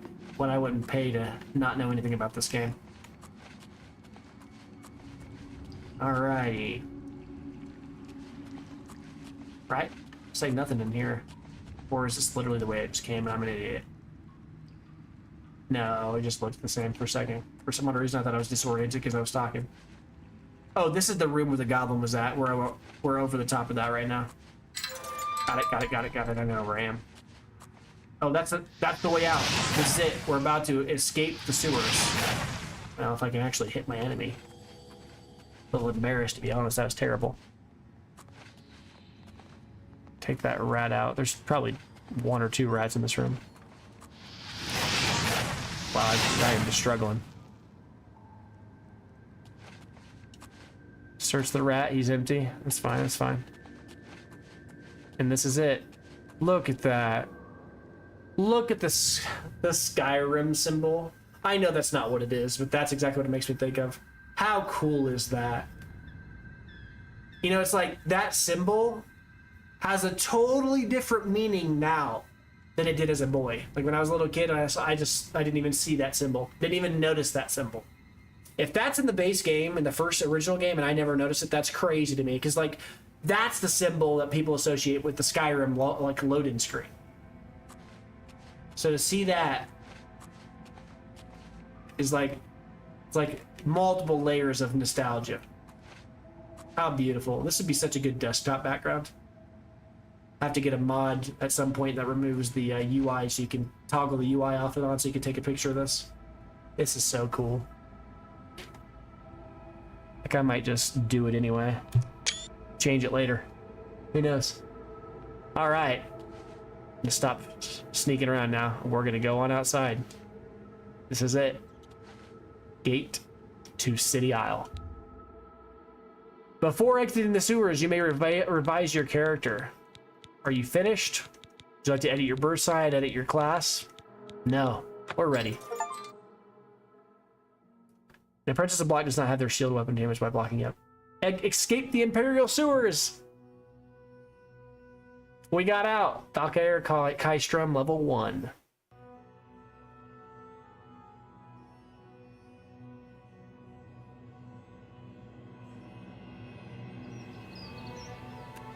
Oh my good. Hold on. I just realized I have not been paying close attention to any of the actual like chat, and I just realized that a buddy of mine is in the chat. I don't know how long this is delayed. I've never messed with any of this stuff, but I can see the chat here, and I'm not sure how long he's been in the chat, and I'm so sorry if I didn't see that you've been chatting me this whole time. I just looked over and saw it. This is all new to me, so I just see it now. It says, Colin Newkirk, he's live. All right. I was about to crack open Stanley Parable episode 2 for my bedtime snack. Playing Oblivion right now. I need a respite. I appreciate that. This has been fun. I have no idea if you're even live in the chat right now. I'm still learning how all this stuff works, so I feel like a bit of a boomer. But this has been awesome. Yeah, I'm playing the game live. I figured what perfect game to start over than this game for like some kind of actual live stream stuff. So hopefully you see this and you get a chance to hear that I acknowledged you. I'm sorry I didn't see the first time they were calling. I apologize, and thanks for watching, buddy. I appreciate it. Quest completed. Tutorial. The red arrow on your compass shows the direction of the Wayne Priory. You can walk there by following your compass and open your world map to travel there directly, or you can set off in any direction on your own. Good luck. Wow. I've heard a lot of people kind of complaining about the filter in this game because they feel like the game is like, it's people keep, negatively calling it like the piss filter. I've heard that word used to describe it. Personally, when I look at this, I like it. I think this looks right. It's got like a golden hue. Now, don't get me wrong, the extreme fog in the distance for no reason other than just to have fog in the distance, not a huge fan of that. I think the excess fog might be unnecessary. Like, but I get what they're going for. It's supposed to look mysterious and deep, and it does add some atmosphere to this, the sun. But really quickly, what I want to say, just a few things that I've noticed already coming out of here. The first thing is, I don't remember the name of this place, but I know that's Baby's first Alien ruin. The place that's right in front of me, that island, has a dungeon on it. I know that it starts with the letter V. I don't remember what it's called. I know it's a V. I know that. Oh, I haven't unlocked it yet, so I haven't found that location. I want to know what it's called, but we're gonna have to find that out probably in the next episode, because I think I'm gonna stop here because this is a good spot to stop. But really quickly, I want to make a few notes before I do. First thing I want to say here is I'm very impressed with the water. The texture of the water looks good. It kind of reminds me of like Realistic Water 2, which is a mod for Skyrim that did a pretty good job there. Is that just a random fish bobbing? Maybe it's a slaughterfish. Is this a slaughterfish lake, right? Or lake Remora, not Lake Remora. Is that what it's called? Lake Remora? Lake Rumere. Yeah, just in general, I'm very impressed by this. Were there clams in the original game? I don't even remember that. But we are not too far. I think if I turn left and I go up the sewers, and I head that way, I'll go to the Imperial City. There's also, I know there's like some, your first exposure to like a Nern route and a few other things are up there. We're not going to go that route yet. I'm going to save it here before I do that. But I want to make a few like other observations. The first thing is, like I said, I think this is an incredible vista. Like, this looks beautiful. What a sales pitch for this game this location is. But a few things of note: the LODs are like the long distant terrain that you can see out here. I remember as a kid, people be like, look at that mountain over there, you can go there. And as a kid, I was like, oh, that's cool, maybe. It kind of blew my mind, maybe. And then I actually started walking and I realized how far it was. One thing that you can already see, though, that's different about this game than the base game of Oblivion from way back in the day, I do have some DLC in here. Look up there. That is Frostcrag Spire. I remember that because that was the mage home that you could get in the game. We're not going to go there for a little while because I don't want to have access to something that cool yet. This kind of feels off, but that's like a whole quest you do to kind of unlock a player home eventually. Pretty cool, but we're not going to worry about that right now because we don't really need a home yet. We're still kind of figuring out the game, and there's going to be stuff that I don't remember for sure, I know, but a lot of it I will. But just looking at this, though, there's a whole world out there. And the music puts me in a mood that's hard to describe.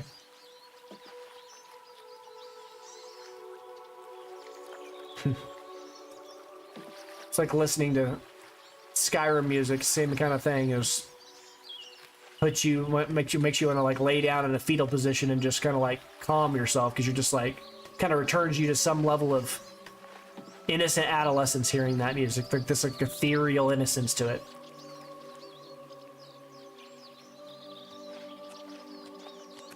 Man, the butterflies aren't helping either. All right.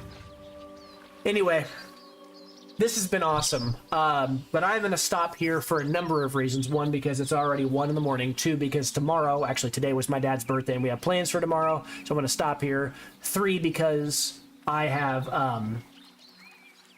the desire to like stop at, at reasonable stopping points. Like, this is a good stopping point when you first get outside the dungeon, save the game, stop.